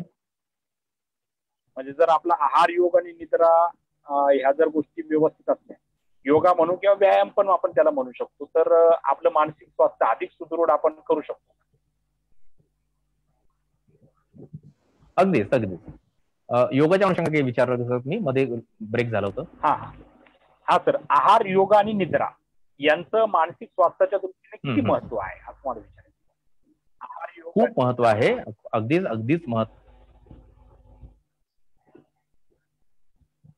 बोलू? हा सर, बोला ना, बोला. हा, नक्कीच महत्व आहे. आहाराचं एक स्वतंत्र योगदान शरीराच्या जडणघडणीमध्ये आहेच, ते अगदी सिंपल लॉजिक आहे. निद्रा हा खूप महत्वाचा भाग आहे, की आता मॅनेजमेंट सायन्समध्ये मधल्या कालावधीमध्ये स्लीप मॅनेजमेंट नावाची स्वतंत्र विद्याशाखा सुरू झालेली आहे. म्हणजे जगातल्या कितीतरी लोकांना निद्रा नाशाचा त्रास आहे, किंवा त्यांना झोप लागत नाही. अनेक कारणं आहेत, शारीरिक कारणं आहेत, मानसिक कारणं आहेत, आणि त्यामुळे त्यांना झोप सुद्धा लागत नाही. आणि जर एक झोप जर मिळणार नसेल तर ऑब्व्हियसली कुठलंही शरीर हे व्याधींनी ग्रासल्याच जाणार येणाऱ्या कालावधीमध्ये, आणि झोपही महत्वाचा आहे. आणि या सगळ्या प्रक्रियेमध्ये शरीराला उत्तमरित्या सांभाळणं, सुदृढरित्या आरोग्याच्या दृष्टिकोनातून योगा किंवा तत्सम व्यायाम हे नक्कीच व्यक्तीला किंवा शरीराला फिट ठेवण्यासाठी किंवा आरोग्यदायी ठेवण्यासाठी गरजेचे असतात. आणि म्हणून माझं सगळ्यांना तिथे नम्र निवेदन असेल की अशा स्वरूपामध्ये प्रत्येकाने आपला आहार तो संतुलित असणं, तो वेळेच्या वेळेला असणं. म्हणजे आता या कोरोना काळामध्ये सातत्याने शासनाकडून असेल किंवा मेडिकल एक्सपर्ट्स कडून असेल जे सांगण्यात येत आहे की कुणाला त्रास आहे, तर डायबेटिक लोकांना त्रास आहे. आपल्या भारतामध्ये आपल्याला माहित आहे की बाबा 10 पैकी 7 लोकांना डायबिटीस झालेला आहे. प्रत्येक दुसऱ्या आणि तिसऱ्या घरामध्ये डायबिटीस आज आपल्याला दिसतोय. हे सगळं होत असताना जी काही अनेक कारणं सांगितली जातात, त्यातलं एक महत्वाचं कारण हे असतं की बाबा वेळेच्या वेळी जेवण नसणं. त्यामुळे आहारशास्त्रामध्ये काय खाल्लं पाहिजे यालाही जितकं महत्व आहे, तितकंच ते योग्य वेळेला खाल्लं पाहिजे यालाही तितकंच महत्व आहे. या पॅरलली यासोबत निद्रेचाही संबंध आपण जो बोललात की एक उत्तम झोप एका उत्तम शरीराला जन्म देत असते, त्यामुळे उत्तम झोप असणं गरजेचं आहे. जे साधारणतः आपण सगळेजण जाणतो की 6 ते 7 तासाची झोप आवश्यक आहे शरीराला. ती झोप घेणं गरजेचं आहे, आणि फिट ठेवण्यासाठी योगा किंवा तत्सम व्यायाम आवश्यकच आहे. धन्यवाद सर. आता आपण पाहतोय की कोरोनाच्या काळामध्ये जर समजा आपल्याला आपल्या मनामध्ये खूप मोठी भीती निर्माण झाली की समजा मला कोरोनाची लागण झाली का, किंवा माझ्या आजूबाजूला कोणाला कोरोनाची लागण झाली का, आणि जर कोरोनाची लागण झालेली असेल तर त्याला सरकारच्या वतीने विलगीकरण कक्षामध्ये ठेवलं जातं. त्या ठिकाणी करमणुकीची साधनं नाही, मनोरंजनाची साधनं नाही, मोबाईल नाही, टीव्ही नाही. अशा वेळी त्यांचं मानसिक स्वास्थ्य ढळून तिथून पळून जाणं किंवा नको ती कृती करणं, अशा कृती सुद्धा खूप घडतायत. किंवा मी सुद्धा बाहेर पडत असेल तर मी सतत साशंकपणाने सगळीकडे पाहतोय की म्हणजे समजा अगदी आपल्या दाराचं गेट जरी काढायचं असेल तर त्या गेटला स्पर्श करताना सुद्धा माझ्या मनामध्ये शंका आहे की कुठल्या तरी कोरोनाग्रस्त बांधवाचा याला हात लागलेला असतो. मग ह्याला आपण कसं डील केलं पाहिजे, किंवा त्या विलगीकरण कक्षामध्ये जर जायची वेळ आली तर तिथं आपण आपलं मानसिक स्वास्थ्य कसं टिकवलं पाहिजे, किंवा आपण आपल्या होम क्वारंटाईन, आता बरेचसे लोक जे आहेत ते आपल्या गावाकडे आलेले आहेत मुंबई पुण्यासारख्या शहरातून, तर त्यांना 14 दिवसासाठी किंवा 21 दिवसासाठी होम क्वारंटाईन सुद्धा करतात. तर त्यांनी कशा पद्धतीने हा तणाव, या तणावाला सामोरं गेलं पाहिजे? कोरोनाच्या बाबतीत जो काय आता मधल्या कालावधीमध्ये जे सातत्यानं मार्गदर्शन होत आहे, त्यातून एक मत तर नक्कीच आहे की म्हणजे काल जी जागतिक आरोग्य संघटना आहे WHO, त्या WHO ने सुद्धा हे जाहीर केलंय की बाबा कमीत कमी 2 वर्ष तरी लस येईल असं दिसत नाही. मग जर WHO अशा प्रकारे विधान करत आहे, त्यावेळेला आपण समजून, म्हणजे तसंही साधारणतः 1 वर्ष कुठल्याही लसीला येण्यासाठी त्या रिसर्चसाठी लागतो. हे एक सोपं गणित आहे वैज्ञानिक परिभाषेमध्ये जर बोलायचं झालं. याचा अर्थ हा नक्कीच आहे की आता चौथा क्वारंटाईन पार्ट आपल्याकडे सुरू होत असताना हे आता गृहीत धरून आपल्याला चालावं लागणार आहे की आपलं पुढचं आयुष्य हे कोरोना सह आहे. त्यामुळे सध्याच्या 14 दिवसामध्ये आपल्याला कसं वागायचं आहे यापेक्षा आता पुढच्या 2 वर्षामध्ये जोपर्यंत लस येत नाही तोपर्यंत आपल्याला कसं वागायचं आहे आणि एकूणच आपलं जीवन कसं न्यायचं आहे याच्या बाबतीत मला वाटतं विशेष करून गांभीर्यानं लक्ष द्यावं लागेल. नक्कीच आपल्याला एक जीवनशैली निर्माण आपल्याला ती जीवनशैली आता बनवावी लागेल. आपल्याला आपली शाळा ह्या कोरोनासह चालवावं लागतील, आपल्याला आपले व्यवसाय आपल्याला कोरोनासह चालवावं लागतील, आपल्याला आपली भाजी मंडई कोरोनासह चालवावं लागेल, आपल्याला दूधवाला असेल, आपला पेपरवाला असेल, जी काही माणसं आपल्या आयुष्यात या त्या निमित्तानं येत असतात ती सगळी माणसं कोरोना या शब्दासह आपल्याला स्वीकारावं लागणार आहेत किंवा आपल्याला ते लोक स्वीकारणार आहेत, याला टाळता येणार नाहीये. मुद्दा महत्वाचा असा आहे की याच्यामध्ये प्रिकॉशन्स कोणते कोणते घेतले गेले पाहिजेत. यातला पहिला महत्वाचा मुद्दा मला सांगायचा की हा त्या सगळ्या आजारांसारखाच आहे की जे घातक आहेत, मात्र त्यातल्या त्यात हा बरा होऊ शकतो ही तितकंच सत्य दिसतंय. बरोबर. इटलीमध्ये असेल, फ्रान्समध्ये असेल, अमेरिकेमध्ये असेल, तिकडे आकडे वाढण्यामागची जी काही कारणं तपासली ती कारणं तपासल्यावर असं साधारणतः लक्षात येतंय की एक तर त्यांनी लवकर लॉकडाऊन केलं नाही, क्रमांक 1. क्रमांक 2, गर्दीची जी काही ठिकाणं होती ती लवकर बंद केली नाहीत. क्रमांक 3, त्यांना ज्या काही सुट्ट्या देण्यात आल्या होत्या लॉकडाऊनच्या काळात त्याच्यामध्ये त्यांनी एन्जॉय आणि मेरी मेकिंग केलं. त्याच्यामध्ये 5वा महत्वाचा मुद्दा आहे की तिकडे मोठ्या प्रमाणावर बुजुर्ग लोक आहेत, डायबेटिक लोक आहेत, ऑबिसिटी असणारे लोक आहेत, ज्यांच्यात लठ्ठपणा आहेत, ज्यांच्यात मधुमेह मोठ्या प्रमाणावर आहेत किंवा जे सिनियर सिटीजन्स आहेत. त्यामुळे त्यांच्या मरण्याचा किंवा त्यांचा आकडा जर बघितला तर त्याच्यात सिटीजन्स सिनियर खूप मोठ्या प्रमाणात दिसतात. त्या तुलनेने आपल्याकडे जर बघितलं तर कदाचित टेस्ट आता तुलनेने वाढलेल्या आहेत. आधीच्या तुलनेमध्ये महिनाभरा अगोदर असणाऱ्या टेस्ट आणि त्यांची संख्या आणि आताच्या टेस्ट आणि त्याची संख्या ही नक्कीच वाढलेल्या आहेत. मात्र कदाचित त्या पुरेशा जरी नसल्या तरी आपला जो काही मृत्यू दर आहे तो नक्कीच कमी आहे. हे काही याचं कौतुक करावं अशातला भाग नाही. एक व्यक्ती जरी त्याच्यात जात असेल तर त्याचं दुःखच आहे, खेदच आहे. मात्र महत्वाचा मुद्दा हा आहे की ते कंट्रोलमध्ये होण्यामागची 2-3 कारणं आहेत. एक कदाचित आपली इम्युनिटी पॉवर जास्त आहे. म्हणजे मधल्या कालावधीत अशा वेगवेगळ्या प्रकारच्या चर्चा होत होत्या की बाबा हा जो आजार आहे हा फक्त थंड प्रदेशातच असतो, हा उष्णकटिबंधीय प्रदेशात नसतो किंवा उष्ण प्रदेशात नसतो. असं काही नाही, हे आता चटकन दिसायला लागले आपल्याला की आपल्याकडे ज्या पद्धतीने तो आजार वाढत चाललाय किंवा ह्या सगळ्या गोष्टी होत चालल्यात. बरोबर, हा भाजीपाल्यातून होतो का? मग रोज तर आपण भाजीपाला विकत घेत आहोत. हा पेपरवाल्याकडून जाऊ शकतो का? पेपर तर आपण हाताळतच आहोत. बरं, आपण एकमेकांना नोट देतो, पैसे देतो, त्या करन्सीमध्ये चिटकून येतोय का? एटीएम मधून येतोय का? मग हे अजून नाही झालंय तितकं स्पष्ट मला दिसतंय की जेणेकरून आपण थेट हेच मत बनवावं की याच्यातून येतो आणि याच्यातून येत नाही. मधल्या काळात भले की बऱ्याच चर्चा झालेल्या आहेत की लोखंडावर 12 तास जगतो, कपड्यावर 6 तास जगतो. हे सगळं जरी म्हटलं तरी मग मुद्दा असा की या दरम्यानच्या कालावधीमध्ये सर आपण सगळेच जण बाधित झालो असतो, कारण आपण सगळेजण अशा या त्या निमित्तानं आपण बाहेर जात आहोत आणि 1.5-2 फुटाच्या अंतराने आपण कामं करत आहोत. प्रश्न असा आहे की जर व्यक्ती टू व्यक्ती किंवा पर्सन टू पर्सन हा आजार जर होत असेल तर आपण जी काही काळजी घ्यायची आहे, ज्याच्या सरकार सांगत आहेत ते सगळं आपण घेतलंच पाहिजे. मात्र या सगळ्या प्रक्रियेमध्ये आपल्याला कोरोनाला आता नाकारता येणार नाहीये जोपर्यंत लस येत नाही. प्रिकॉशन घेणं गरजेचं आहे. याचा अर्थ हा नाही की ज्याला आपण संशयाच्या नजरेने पाहणं, याचा अर्थ हा नक्कीच होत नाही की आपण खचलेल्या मनाने किंवा हारलेल्या मनाने आपलं दैनंदिन आयुष्य जगणं. जसं वेगवेगळे आजार आल्यानंतर आपण आपलं आयुष्य जगतच होतो त्याच पद्धतीने आपल्याला आता जगावं लागेल. आपल्याला आपली इम्युनिटी वाढवावी लागेल. जोपर्यंत सायकोलॉजिकल इम्युनिटी वाढवणार नाही, जोपर्यंत आपण मानसिक सुदृढ होणार नाही, तोपर्यंत आपण शारीरिक सुदृढ होणार नाही. हे तितकंच कराय. त्यामुळे आता मनाला जिंकणं हे जास्त गरजेचं आहे. आपण कदाचित आपण शरीराने जिंकणार आहोत. जे प्रिकॉशन्स गव्हर्नमेंट सांगत आहे ते आपण घेतले पाहिजे. नक्कीच सर, अतिशय छान आपण या प्रश्नाच्या उत्तरामध्ये स्पष्टीकरण केलेलं आहे. खरंच आपल्याला आता, आणि मला वाटतं सरकार सुद्धा त्या दृष्टीने आपली मानसिक तयारी करते, कारण की आता व्हॉट्सअपवरच पुन्हा असे मेसेज सुद्धा येत आहेत की जेव्हा काही शे मध्ये आपल्याकडं पेशंटची संख्या होती त्यावेळेस मात्र सगळा लॉकडाऊन केला आणि आता हजारांमध्ये गेल्यानंतर हळूहळू त्याच्यामध्ये शिथिलता देत आहे. म्हणजे सरकारचं तरी धोरण काय, पण कदाचित सरकारला सुद्धा हे लक्षात आलं की 1-2 वर्ष तरी आपल्याला याच्यातनं सुटका नाही. त्यामुळे आपण या कोरोना आजाराबरोबर जगण्याची जीवनशैली आत्मसात करणं हा त्याच्यावरचा सर्वात उत्तम उपाय आणि आपण सुद्धा तो सांगितलेला आहे. धन्यवाद सर. त्यानंतर मग आता पुढे जाताना मी असं विचारू इच्छितो, आता शाळा कॉलेजेस बंद आहेत किंवा ऑफिसेस बरेचसे बंद होते. बऱ्याच वेळा आपण जास्तीत जास्त वेळ म्हणजे कधी नव्हे ते आपल्या या पिढीने एवढा वेळ आपल्या घरामध्ये व्यतीत केलेली ही पहिलीच वेळ असेल आपल्या पिढीने सगळ्यात जवळजवळ, कारण की गेल्या 100 वर्षामध्ये कोणाला आठवत नाही की एवढा वेळ आपल्याला कधीतरी घरामध्ये राहण्यासाठी मिळाला.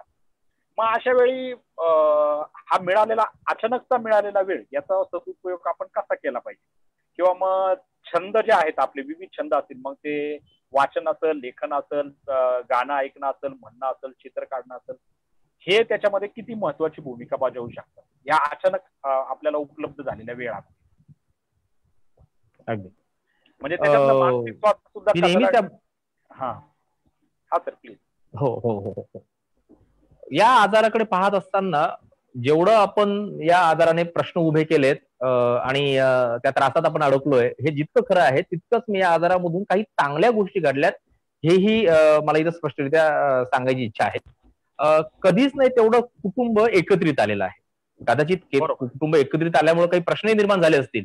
चीन सारख्या देशामध्ये मागच्या महिन्याभरामध्ये 50,000 पेक्षा अधिक डिव्होर्सच्या केसेस उभ्या राहिल्या. का? कारण मधल्या कालावधीमध्ये एकमेकांना वेळ देणं नव्हतं, एकमेकांना समजून घेणं नव्हतं, मधल्या कालावधीमध्ये एकमेकांशी संवाद नव्हता आणि मग खूप अर्धवट प्रश्न होते, अर्धवट वाक्य होते, अर्धवट आरोप होते, अर्धवट संशय होता आणि ते सगळं काही कदाचित मागच्या महिन्यामध्ये उफाळून आलं असेल आणि त्याच्यातून डिव्होर्सेस आणि या सगळ्या केसेस आणि या सगळ्या गोष्टी झाल्या. आपल्याकडेही माननीय मुख्यमंत्री उद्धव साहेब ठाकरे यांनी सुद्धा मधल्या कालावधीमध्ये आवाहन केलं होतं की बाबा कौटुंबिक हिंसा खूप वाढत चाललेल्या आहेत या मधल्या कालावधीमध्ये. काही गोष्टी घडताना दिसत आहेत. मात्र माझं असं म्हणणं की ती सगळी माणसं जे अशी म्हणत होती की बाबा माझ्या कामाच्या या सगळ्या धगडक्यामध्ये कुटुंबाला वेळ द्यायला वेळच मिळत नाही. माझी इच्छा आहे की बाबा माझ्या आईवडिलांसोबत मला 2 तास बसून गप्पा मारायच्या आहेत, पण तो वेळ कधी मिळालाच नाही. माझी इच्छा आहे की माझ्या लहान मुलीला किंवा मुलाला मला तिच्यासोबत खेळायचं असतं, मात्र संध्याकाळी मी थकून भागून आलेलो असतो, माझी इच्छा नसते, ऑफिसचं प्रेशर असतं, बॉसने काहीतरी झापलेलं असतं, उद्या मला लवकर उठून जायचं असतं आणि माझ्या लहान मुलाला किंवा मुलीला मला वेळ द्यायला वेळ नसतो. ठीक आहे, जी मुंबई सोडून वेगळीकडे राहतात, आता मी काही काळ मुंबईमध्ये राहिलो त्यामुळे मला तिथलं जीवन माहित आहे की अगदी रात्री उशिरा 11, 11:30, 12 वाजता घरात पोहोचायचं, घरातलं असलेलं जेवण जेवायचं, 15-20 मिनिटं इकडे तिकडे टाइमपास केलं तर झोपायचं. का? कारण सकाळी 4:30ला पुन्हा उठायचं आहे. मी जेव्हा घरी पोहोचतो त्यावेळेला मुलं झोपलेलं असतात, ज्यावेळेला मी घरातून बाहेर पडतो त्याही वेळेला मुलं मुली झोपलेल्या असतात, त्यांना वेळ द्यायला वेळच नव्हता. माझं म्हणणं आहे की या दरम्यानच्या कालावधीमध्ये कुटुंब आणि कुटुंब समजून घेण्यासाठी हा वेळ मिळालेला आहे. दुसरा महत्वाचा मुद्दा की आपण ज्या वेळेला म्हणतो की मला माझी प्रगती साधायची, माझी प्रगती जर मला साधायची असेल तर माझं कुटुंब माझ्यासोबत असणं अत्यंत गरजेचं असतं. मला जर पुढे जायचं असेल, मला वेगवेगळ्या प्रकारच्या महत्वाकांक्षांमधून स्वतःचं आयुष्य बुलंद करायचं असेल, उन्नती साधायची असेल तर माझ्या कुटुंबाचा आधार खूप खूप आणि खूप जास्त गरजेचा असतो. ज्या वेळेला कुठलाही माणूस तुम्हाला अडचणीचा ठरतो तुमच्या जवळचा, त्यावेळेला तो यामुळे ठरत असतो कारण तुम्ही त्याच्या जीवनामध्ये ते सगळं आणू इच्छित नाही आहात किंवा काही कारणांमुळे ते आलेलं नाहीयेत की जे तुमच्या जीवनात आहे. म्हणजे उदाहरणार्थ मला माझ्या आयुष्याची प्रगती पाहिजे, मग मला माझ्या मिसेसला ती नको आहे का? मला माझ्या आयुष्यामध्ये शांती पाहिजे, माझ्या घरातल्या कौटुंबिक लोकांना ते नकोय का? मला माझ्या जीवनामध्ये नाव गाव प्रसिद्धी पाहिजे, माझ्या कुटुंबातल्या इतर लोकांना ते नकोय का? त्यांना सुद्धा ते अपेक्षित असेल ना. मग त्यांना मिळवून देण्यासाठी मी कोणते प्रयत्न करतो? थोडक्यात काय, अगदी व्यक्तिमत्व विकास ह्या कॉन्सेप्टमध्ये जर बोलायचं झालं तर माझा व्यक्तिमत्व विकास हा त्याच वेळेला होऊ शकतो ज्यावेळेला माझ्या घरातल्या लोकांचा होणार आहे. मी माझी म्हणून एक स्वतंत्र प्रगती करू शकत नसतो, मी माझा म्हणून शांत राहू शकत नसतो, मी माझा म्हणून खूप काहीतरी, म्हणजे उदाहरणार्थ मी आणखी थोडंसं त्याला एलोबरेट करतो सर, तुम्ही जर वेळ देणार असाल तर. मला असं म्हणणं आहे की या दरम्यानच्या कालावधीमध्ये मला सातत्यानं दिवसभरामध्ये 50 किंवा खूप लोक वेगवेगळ्या प्रकारचे मेसेजेस करतात किंवा 10 ते 15 लोकांना मी त्यांच्या समस्या समजून घेतो, काही उत्तर देण्याचा माझ्या कुवतीप्रमाणे प्रयत्न करतो. मला काल परवा एकाने प्रश्न असा विचारला, सर मी असं करतोय की घरामध्ये खूप वादविवाद सुरू आहेत, मी 2-3 वर्ष आधी माझं लग्न झालंय आणि मी माझ्या आई वडील आणि सगळ्यांसोबत राहतोय, माझी मिसेस आहे आणि माझ्या मिसेस माझ्या आईचे खूप वाद चाललेत, माझे वडील मी खूप परेशान झालोय आणि मी काय करू? त्याच्यावर त्याने सांगितलं की माझा असा प्लॅन होता सर मागच्या 2-1 महिन्याआधी की मला विचार होता की 7 ते 8-10 दिवसासाठी मला इगतपुरीला जायचं आणि 10-1 दिवस मला तिथं मन शांतीचा तो कोर्स करायचा आहे. साधारण वेगवेगळ्या ठिकाणी असे डेस्टिनेशन आहेत बघा की जिकडे आपल्याला मन शांती किंवा ध्यान धारणा करायची आहे, मेडिटेशन करायचं आहे. तर मी जाऊ इच्छित होतो, मात्र आता मला जाणं तर शक्य नाही आहे लॉकडाऊन या सगळ्या प्रक्रियेमुळे. तर मी घरात असं काही केलं तर मला रिझल्ट मिळेल का? मला पुन्हा मुद्दा दरवेळेला असा वाटतो, म्हणजे कोणी याला अदरवाईज घेऊ नये माझ्या या मताला, पण मला काय सांगायचंय आणि मला काय पोहोचवायचं प्लीज पोहोचण्याचा प्रयत्न करा. माझं असं म्हणणं की चला ठीक आहे 2 मिनिटासाठी.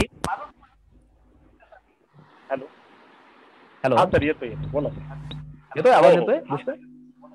माझं असं म्हणणं आहे की ठीक आहे 2 मिनिटासाठी आपण असं गृहीत धरूया की मी एखाद्या ठिकाणी शांत होण्यासाठी किंवा मनशांती मिळवण्यासाठी, वादविवादातून, ताणतणावातून बाहेर पडण्यासाठी अशा ठिकाणच्या मेडिटेशन सेंटरला जाणार कुठल्याही ठिकाणी. ओके. आणि त्या ठिकाणी मनशांती मिळवण्यासाठी मी 8 दिवस तिथं एंगेज राहणार. 8 दिवसामध्ये मी तिथे एंट्री केल्या मला माझा मोबाईल ते जप्त करून घेणार, त्यांच्याकडे ठेवून घेणार. कोणाशी मेसेजेस नाही. इमर्जन्सीज वेळेला तुम्हाला काहीतरी मेसेज देण्याची त्यांनी व्यवस्था केलेली असेल. तुम्हाला अतिशय सात्विक आणि एक छानसा आहार तिथं मिळणार. तुम्हाला स्प्राउट्स, कडधान्य वगैरे असा सगळा प्रकार असणार. तुमचं पचन संस्था चांगली नसेल, तुम्हाला 2-3 ग्लास मिठाचं पाणी पाजणार, मग तुम्ही उलट्या करणार. या सगळ्या प्रक्रिया 8 दिवस तिथे चालणार. लेक्चर्स होतील, तुम्ही मेडिटेशन कराल. या सगळ्या गोष्टी तुम्ही शांत होण्याचा प्रयत्न कराल, नक्कीच आनंद आहे. शांत होणार, कोणाशीच बोलणार नाही. मग तुम्हाला वेगवेगळ्या प्रकारच्या भावना, कुंडली जागृत होणे, अशा सगळा प्रकार असेल. इंट्युशन्स तुम्हाला कळतील. तुमचं ज्याला आपण काय म्हणतो की सबकॉन्शियस माइंड जे आहे ते सबकॉन्शियस माइंड नेहमीच्या पातळीवर अचेतन जे मन आहे ते तुम्हाला मदत करायला लागेल. सगळं खरं आहे आणि तुम्ही शांत व्हाल. तुम्हाला कळेल की शांती किती गरजेची, तुम्हाला कळेल की शब्दांचं किती महत्व आहे, तुम्हाला सगळं समजेल हे किती गरजेचं आहे, आवश्यक आहे. आणि तुम्हाला असं लक्षात येईल की तुमचा बीपी नॉर्मल झालाय. तुम्हाला असं लक्षात येईल तुमची शुगर आता नॉर्मल व्हायला लागली आहे. तुम्हाला असं लक्षात येईल की तुमचा रागावर कंट्रोल आलाय. का? कारण 10, 15, 20 दिवस मी असं मेडिटेशन केलंय. माझा मुद्दा असा आहे की बाबा अशा ठिकाणच्या सेंटरला गेल्यानंतर ज्यावेळेला तुम्ही रिटर्न याल त्यावेळेला घरात कदाचित तुमच्या घरातले लोक असे त्या पद्धतीने तयार नसतील तर तुम्ही हे सगळं केलेलं जे आहे ते तुम्हाला यशस्वीरित्या पुढे कंटिन्यू करता येईल का? जर घरात असलेला माणूसच जर हे म्हणणार असेल की बरं आमच्यापासून वैतागून तिकडे तू गेलायस का, बरं तू एकदा येत खरे मग तुला पाहतो आम्ही, बरोबर, असं जर होणार असेल तर मला सांगायचं काय आहे, मला काय पोहोचवायचं हे लक्षात घ्या की तुमच्या सोबतच्या लोकांचा सुद्धा मानसिक विकास आणि मानसिक स्थैर्य हे तितकंच गरजेचं आहे. कुटुंबाला वेळ देणं हे तितकंच गरजेचं आहे. म्हणजे ज्या ठिकाणी आपण असं म्हणतो की बाबा माझे छंद जोपासायचे, आनंदाचा विषय आहे. या दरम्यानच्या कालावधीमध्ये सुट्टी आहे, आपण घरात आहोत, त्यावेळेला एखादी कला मला शिकण्याचा प्रयत्न मला करता येईल का? इंटरनेटच्या माध्यमातून मी ज्ञान संपन्न होऊ शकतो का? एखादं स्किल मला शिकता येणार आहे का? तर मधल्या कालावधीमध्ये स्किल ज्याच्याकडे असणार आहे तोच आता इथून पुढच्या कालावधीमध्ये जगणार आहे. वेगवेगळ्या प्रकारची कौशल्य मला साधता येतील का? इंग्रजी भाषेवर माझं प्रभुत्व नाही तर प्रभुत्व मिळवण्यासाठी मला विविध प्रयत्न करता येतील का? मला जेवढं जे शक्य होईल ते सगळं करणं गरजेचं आहे. मात्र कुटुंबाला टाळून हे करता येणार नाही, हे मला विशेष करून सांगायचं आहे. मी नेहमी म्हणत असतो की बाबा आपलं कुटुंब म्हणजे आपलं एक प्रकारे किल्ला असतो आणि इतिहासाचा नियम असा आहे की ज्याचा किल्ला मजबूत त्याचं राज्य ताब्यात. आणि म्हणून भविष्यामध्ये आपल्याला राज्य जिंकण्यासाठी घराच्या बाहेर पडावंच लागणार आहे आज न उद्या. मात्र कुटुंब सुद्धा आपल्याला सही सलामत ठेवता येईल का? कुटुंबातल्या प्रत्येक सदस्याला आपल्याला तितकासा वेळ देता येईल का? हे गरजेचं आहे. क्या बात आहे सर, खूप सुंदर. तुम्ही म्हणजे बाहेर पडता राज्य जिंकण्यासाठी सर्वप्रथम आपला किल्ला मजबूत करूया. आपण सर्वजण नक्कीच आणि आपल्या या मार्गदर्शनातून नक्कीच सर्वजण आपला किल्ला मजबूत काढण्याकडे अधिकाधिक लक्ष देते. पटकनच आपण लगेच प्रेक्षकांच्या प्रश्नांकडे जाऊयात. अतिशय वेगामध्ये आपण प्रश्न घेऊयात. तर पहिला प्रश्न आलेला आहे ज्योती अडसूळ, कर्जत अहमदनगर येथून. तर ज्योती अडसूळ विचारतायत, शाळेतील व घरातील एखादा विद्यार्थी ताणतणावात आहे हे आपण कसं ओळखू शकतो? म्हणजे आपल्या घरातलाच एखादा पाल्य असेल किंवा शाळेतला एखादा विद्यार्थी आहे तो ताणतणावात आहे, ओळखण्याचं सोपं तंत्र काय? पटकन थोडक्यात. ताणतणावाचं ओळखण्याचं मी पुन्हा सांगेल की बाबा एखादी व्यक्ती गप्प बसणे, इथेच ती व्यक्ती ताणतणावात आहे हे कळू शकतं. ज्यावेळी ती असंबंधित बडबड करायला लागते, ज्यावेळेला ती रेग्युलर लाईफमध्ये त्या गोष्टी करत नाही असं दिसायला लागतं, त्या ठिकाणी ती ताणतणावात आहे चटकन लक्षात येतं. आपण संवादाच्या माध्यमातून त्यासोबत बोलून आपण तो ताणतणाव समजून घेऊ शकतो. मला वाटतं हे पहिलं सोपं साधं निरीक्षण आहे. वेळ घेऊन अनेक गोष्टी आपल्याला कळू शकतात. छान सर, म्हणजे निरीक्षण हे त्याच्यासाठी सगळ्यात महत्वाचा मुद्दा आहे. एकदम सुरुवातीला सुद्धा आपण सांगितलं होतं की कुटुंबातल्या लोकांनी त्याच्यावर जास्त लक्ष ठेवणं जास्त गरजेचं आहे. पुढचा प्रश्न कैलास भागवत, पुण्यावरनं कैलास भागवत विचारतायत, मनाचा शिक्षणावर कसा परिणाम होतो आणि मानसिक तणावाचा शिक्षणावर कसा परिणाम, म्हणजे तेच मनाचा किंवा मानसिक तणावाचा शिक्षणावर परिणाम होतो का आणि होत असेल तर तो कसा होतो? अर्थात होतो मन. ओके कैलासजी, महत्वाचा मुद्दा असा आहे की आपल्या मनाला सोडून आपण कुठलं शिक्षण घेऊ शकत नाही किंवा मन हेच शिक्षण घेण्याचं एकमेव साधन आहे असं आपण 2 मिनिटांसाठी गृहीत धरूया. पुन्हा महत्वाचा मुद्दा आहे की कुठलंही शिक्षण हे गोडी असल्याशिवाय डायजेस्ट होऊ शकत नाही. तुम्ही तोपर्यंत ते स्वीकारू शकत नाही जोपर्यंत तुमच्या मनाची इच्छा नाही. म्हणजे ज्या वेळेला अशी माणसं मला भेटतात आणि ते सांगतात आमची बुद्धी काम करत नाही, आम्हाला लक्षात राहत नाही, आम्हाला वाचलेलं लक्षात राहत नाही, त्या वेळेला ते सरळ त्यांच्या बुद्धीला दोष देऊन बाजूला होतात. मात्र तीच माणसं अतिशय मोठं एखादं 10 मिनिटाचं गाणं लक्षात होताना दिसतात. तीच माणसं एखादा चित्रपट पाहून येतात 3 तासाचा, त्यावेळेला 3 तासाचा चित्रपट जर त्यांना विचारला तर ते अगदी डायलॉग सांगू शकतात शेवटच्या क्षणापर्यंत की काय काय होतं त्याच्यामध्ये. तीच माणसं त्या भांडणामध्ये 12 वर्षाआधी तुम्हाला हेही बोलला होता हे सुद्धा सांगत असतात आणि आजही ते भांडण उकरून काढत असतात. याचा अर्थ मनाच्या इच्छेवर हे सगळं काय अवलंबून असतं असं माझं तिथे मत आहे. आणि दुसरा महत्वाचा मुद्दा की शिक्षणाच्या बाबतीत ज्यावेळेला आपण हे सगळं बोलत आहोत त्यावेळेला मला एक महत्वाचा मुद्दा इथे सांगायचा की शिक्षणाचा संबंध दरवेळेला आपण अशा मोजपट्टीमध्ये नाही घेऊ शकत. एकतर आपल्या शिक्षणाचा संबंध आपल्याला जर समजून घ्यायचा असेल तर तो केवळ स्पर्धेच्या पद्धतीने समजून घेता येणार नाही. तर आपले हे जे सगळे प्रश्न असतात हे सगळे स्पर्धा या शब्दाच्याच आजूबाजूला फिरत असतात. जे जग हे कॉम्पिटिशनचं आहे आपण सातत्याने म्हणत असतो. शिक्षणाने आपल्याला कॉम्पिटिशन हा शब्द दिलेला आहे, पण माझं असं म्हणणं आहे शिक्षणाने इथून पुढच्या कालावधीमध्ये विशेषतः या कोरोनाच्या काळामध्ये, मी पुन्हा एकदा सांगतोय, कोरोनाच्या काळामध्ये कॉम्पिटिशन या शब्दापेक्षा इथून पुढच्या कालावधीमध्ये शिक्षणाने आपल्याला कोऑपरेशन हा शब्द दिलाच पाहिजे. त्यामुळे जी माणसं शिक्षण व्यवस्थेशी संबंधित आहेत त्यांनी तरी किमान या गोष्टीला खूप गांभीर्याने घ्यावं लागणार आहे की स्पर्धेसह सहकार्य हा शब्द जर शिक्षणाने रुजवला तर अनेक प्रश्नांची उत्तरं याच ठिकाणी मिळतील आणि कदाचित शिक्षण व्यवस्था ही या कोरोनावर सगळ्यात महत्वाचं मूलगामी काय म्हणतील प्रत्युत्तर ठरणार आहे. नक्कीच नक्कीच सर. आणि शिक्षणाशी संबंधित कोरोनाच्या संदर्भातच एक महत्वाचा प्रश्न रमाकांत जगताप सरांनी विचारला. आपण आता थोड्या वेळापूर्वी लाईफ विथ कोरोना म्हणजे आपल्या कोरोनासह सहजीवनाची संकल्पना आपण खूप छान व्यक्त केली. तर त्यांचं म्हणणं आहे की असंच एज्युकेशन विथ कोरोना ही संकल्पना येईल का, आणि असेल तर त्याच्यामध्ये कुठल्या बाबींचा समावेश आहे? एज्युकेशन विथ कोरोना असं काही म्हणजे आता जसं जीवन विथ म्हणजे कोरोना सहजीवन जसं आहे तसं शिक्षण सह कोरोना येईल का? मग असेल तर त्याच्यात कोणकोणत्या गोष्टींचा समावेश आहे? थोडक्यात रमाकांत जगताप सर नाशिकवरनं विचार. बरं, शिक्षणाचा संबंध ज्यावेळेला आपण घेतोय त्यावेळेला शिक्षणाचा संबंध हा विद्यार्थ्यांशी आणि विद्यार्थी संस्थेच्या अनुषंगाने येणारा घटक आहे. आणि संस्था ही एका व्यक्तीवर नसते तर अनेकांवर असते. आणि शिक्षणाचा संबंध ज्यावेळेला एका व्यक्तीशी नाही अनेकांशी आहे, अनेक ठिकाणी आहे, म्हणजे तिथं गर्दी असणार, गर्दी जिथं आहे तिथं कोरोना असणार. त्याच्यामुळे कोरोना असू नये अशा सगळ्या गोष्टी व्यवस्थित चालणार आहेत. कोरोना असावा अशा गोष्टी बंद होणार आहेत. आज गव्हर्नमेंटने घेतलेला निर्णय आपल्याला माहिती आहे की अनेक शाळा म्हणजे काही शेकडो शाळा किंवा हजारमध्ये आकडा आहे त्या सरकारी शाळा बंद करायचा निर्णय घेतलेला आहे. तो घेण्यामागचे त्यांनी जरी सबबी ह्या दिलेल्या असल्या की बाबा तिथं 10 पेक्षा अधिक विद्यार्थी नव्हते किंवा तिथली पटसंख्या खराब होती वगैरे वगैरे, हे जरी सगळं असलं तरी महत्वाचा मुद्दा याच्यामध्ये पॅरलली हाही लक्षात घ्यावा लागेल की ज्या वर्गामध्ये 50 जण बसलेले होते त्या ठिकाणी ते 50 ते 40, 25, 20, 10 असे करावं लागणार आहेत. आठवड्यातून किती शाळा म्हणजे किती वेळेला शाळेला बोलवायचं आहे किंवा शाळा घरूनच करायच्या आहेत का, झूम सारख्या माध्यमातून त्या चालवायच्या आहेत का, ऑनलाईन एज्युकेशन पॉलिसीज या मोठ्या प्रमाणात वर्क होणार आहेत. तर अशा सगळ्या गोष्टी सुरू होतील. शिक्षणामध्ये प्रायमरी पोझिशनला हे सगळं चालेल. माध्यमिकला आणखी काही गोष्टी वेगळ्या होतील असं मला दिसतंय. त्या सगळ्या प्रक्रियेतला मी काही तज्ज्ञ नाही, मात्र तरी माझं जे निरीक्षणानं जे एक मत बनतंय ते असं की ग्रॅज्युएशनच्या लेवलला कदाचित फ्रान्स किंवा युरोप आणि अमेरिकेमध्ये जी शिक्षण पद्धती वापरली जाते ती वापरण्यात येईल की तुम्ही टेक्स्ट वाचा, तुम्ही समजून घ्या, तुम्हाला काय नाही समजत ते विचारण्यासाठी शिक्षण घ्या. आता आधी असं असायचं की चॅप्टर सुरू केलं जायचं, पहिल्या पानापासून शेवटच्या चॅप्टर पर्यंत कदाचित टीचर सगळे होते. आता तसं असणार नाही. क्रमांक 1 तर तिथं असं असेल की आकलनावर आधारित शिक्षण व्यवस्था असेल. त्याच्यामुळे तुम्ही वाचा, तुम्हाला काय समजत नाही ते कॉमन प्लॅटफॉर्मवर ठरवूयात आणि ते आपण शिकवूयात. त्यामुळे याही प्रोसेसमधून कदाचित शिक्षण व्यवस्था पुढचे जाईल. मात्र गर्दी जिथं असेल ते होणार नाही. आणि दुर्दैवाने म्हणावं किंवा सध्याची परिस्थिती म्हणून असावं की क्लासेस जिथं खूप मोठ्या प्रमाणात गर्दी असते, कॉलेजेस, शाळा या ठिकाणी या सगळ्या मर्यादा येतील. आणखी काय गव्हर्नमेंटकडून निर्णय येणार आहे ते येणाऱ्या कालावधीत कळेल. नक्कीच सर. यापूर्वीच आपण या प्रश्नाला स्पर्श केलेला आहे, तरी पण एक अगदी थोडक्यामध्ये आपण सांगाल, घराजवळ कोरोना पेशंट सापडल्यावर मन कसं शांत ठेवावं? गजानन उदार सर हे लासलगाव नाशिकवरनं विचारतात, घराजवळच पेशंट सापडला कोरोना, तर अशा वेळी आपण मन कसं शांत ठेवावं? अगदी थोडक्यात. माझं या प्रश्न सापडल्यानंतर आपण जी वागणूक त्या पेशंटला जात आहोत बस तीच वागणूक आपण त्या पेशंटच्या बाबतीत ठेवली.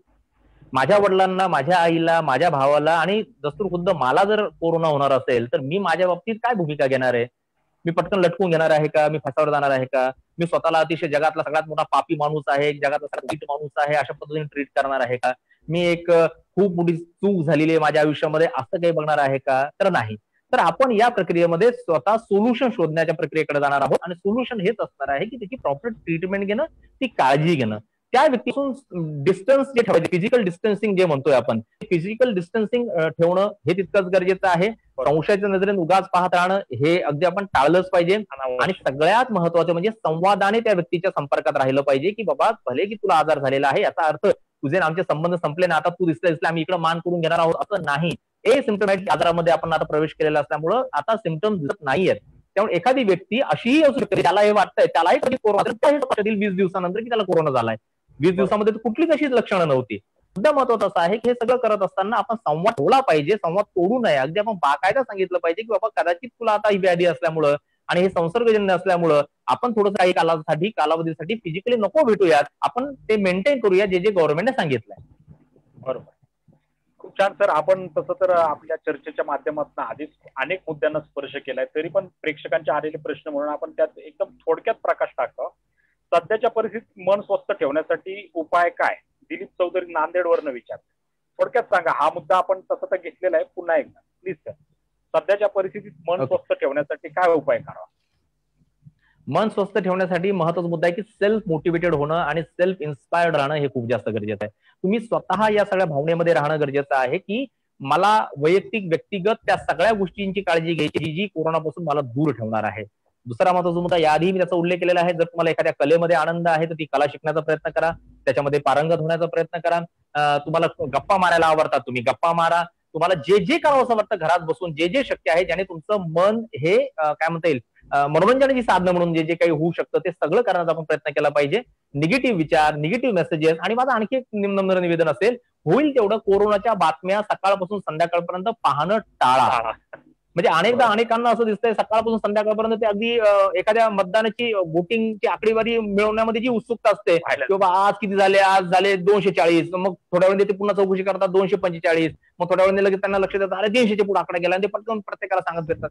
मला वाटतं त्या सायकोलॉजी मधून आपण बाहेर पडूयात आणि आपण एक जनरल नॉलेज म्हणून एक गांभीर्य म्हणून ते जाणून घेऊयात. मात्र सतत त्या मानसिकतेमध्ये राहण्यापेक्षा चांगला एखादा चित्रपट मला पाहता येईल का, मला वाचन करता येईल का, मला मेडिटेशन करता येईल का, मला म्युझिक ऐकता येईल का, मला गाणी ऐकता येईल का, मला माझ्या मुलांना वेळ देऊन त्यांना काही शिकवता येईल का, मला माझे अनुभव शेअर करता येईल का, छान छान आठवणींना उजाळा देता येईल का. मला वाटतं या सगळ्या गोष्टीतून नक्कीच आपण मनावर एक ताबा घेऊ शकतो. खूप छान सर, खूप छान सांगितलं तुम्ही.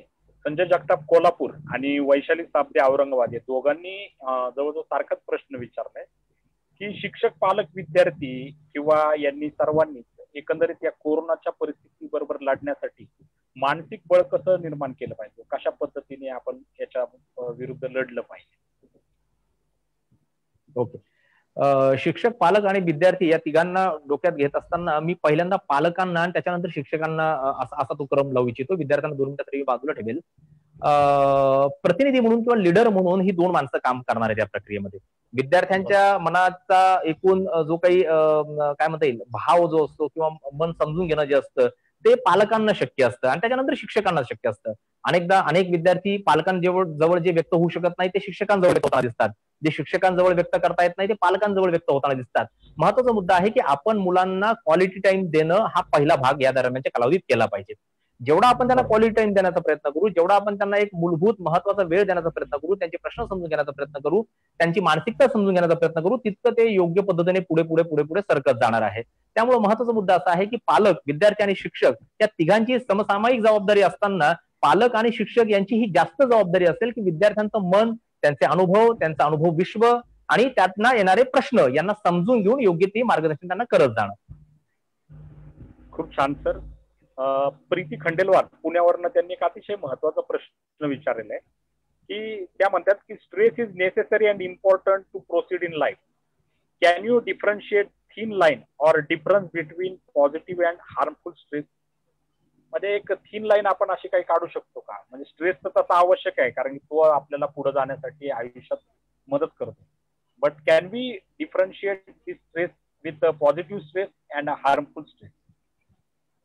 प्रीती खंडेलवाल पुन्हा. या प्रश्नाचं उत्तर मी मराठीतच देतो. हे बघा, माझं असं म्हणणं आहे की हा खूप महत्वाचा प्रश्न आहे.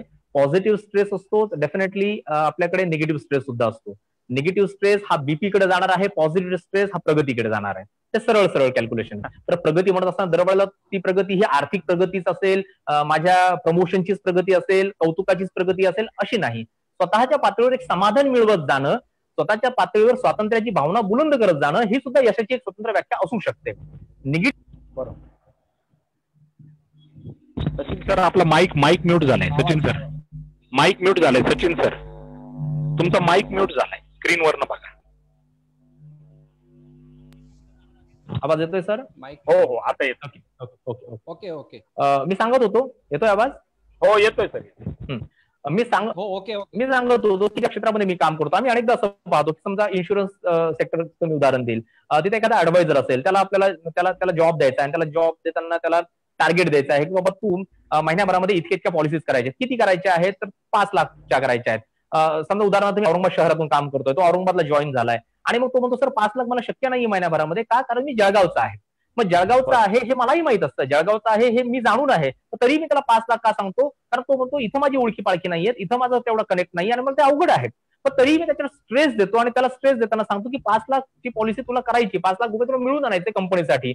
मला याची कल्पना आहे, त्याचं तेवढं कदाचित कॅल्क्युलेशन नसेल, पण तरीही मी 5 लाखचं कॅल्क्युलेशन यासाठी देतो कारण मला बिझनेस अपेक्षित असतो तेवढाच. मात्र तो जेव्हा सांगतो की एवढं मला शक्य नाहीये, मी कदाचित 1.5 लाखापर्यंत प्रयत्न करू शकेल, कदाचित मला 2 लाख पर्यंत प्रयत्न करता येईल. मुद्दा असा आहे की मला अपेक्षित आहे तेवढंच असतं. मला हीच अपेक्षा असते की 1.5 लाख पर्यंतच बिझनेस द्यावा. मात्र मी जर त्याला सांगत असेल की 1.5 लाखचा देतो, तो म्हणणार नाही सर मला शक्यच नाही, मी 20,000चा देतो, मी 50,000चा बिझनेस तुम्हाला देतो. ज्यावेळेला त्याला मोठं टार्गेट दिलं जातं त्यावेळेला आपसुकच तो स्वतःची एनर्जी आणि ऊर्जा आणि त्या स्ट्रेसला पॉझिटिव्हिटी मध्ये कन्वर्ट करतो आणि तो स्वतःला असं सांगायची तयारी दाखवतो की मी शक्य आहे, मला मी करू शकतो आणि त्या टार्गेटमध्ये तो पुढे जात असतो. हा झाला पॉझिटिव्ह स्ट्रेस. जिथे निगेटिव्ह स्ट्रेस बद्दल आपण बोलतोय तिथं असतं मनाची कुठलीही तयारी नसणं. कुठलाही भाग असेल, मग तो कौटुंबिक वादविवादाच्या दरम्यान मधला असू देत, तो व्यावसायिक क्षेत्रातला असू देत, तो काम करत असतानाच असू देत, तो परीक्षा किंवा विद्यार्थी या अनुषंगाने असू देत, जिथं जिथं मन तयार नाही तिथे तिथे निगेटिव्ह स्ट्रेस जन्माला येणार आहे. आणि तो येऊ नये यासाठी मनाची तयारी असणं, मनाची गोडी असणं हे अत्यंत गरजेचं आहे. मी बघतोय कितीतरी घरांमध्ये ज्यावेळेला एखादं मूल जन्माला येतं त्यावेळेला जन्माला आल्यानंतर ते साधं मूलच असतं. म्हणजे एखादी व्यक्ती ज्यावेळेला निधन पावते त्यावेळेला पेपरला बातमी असते की बाबा अमुक अमुक वकील हे वारलेत, अमुक अमुक डॉक्टर हे वारलेत, अमुक अमुक मिनिस्टर ते वारलेत, अशा त्या बातम्या येतात. मात्र जन्माला आल्यानंतर कोणीच वकील नसतो, डॉक्टर नसतो, सचिन तेंडुलकर नसतो किंवा कोणीच एखादा धीरुभाई अंबानी नसतो. ते एक छोटंसं बाळ असतं. एका नंतरच्या प्रक्रियेमध्ये अनुभव आणि वेगवेगळ्या प्रकारच्या वातावरणातून त्याची प्रगती होत जात असते. स्वतःकडून आपण कोणत्या अपेक्षा ठेवतोय आणि अपेक्षेसह कसं पुढे जातोय याच्यावरती प्रगती निर्धारित राहते. मला आठवतंय गेल्या वर्षी एका इंजिनिअरिंग कॉलेजच्या इमारतीवरून एका मुलाने आत्महत्या केली आणि लक्षात येतं की बाबा अभ्यासाचं त्याला टेन्शन होतं, स्ट्रेस होतं. ज्यावेळेला अशा प्रकारचं टेन्शन तो विद्यार्थी घेतो त्यावेळेला तो जो काही निगेटिव्ह स्ट्रेस आहे तो निगेटिव्ह स्ट्रेस काम करतोय. सोडला जातो ज्यावेळेला शिक्षणाचा संबंध या वेगळ्या त्यावेळेला प्रॉब्लेम होतात. मी बघतोय, मी थोडं एलॅबोरेट करतोय या प्रश्नाला.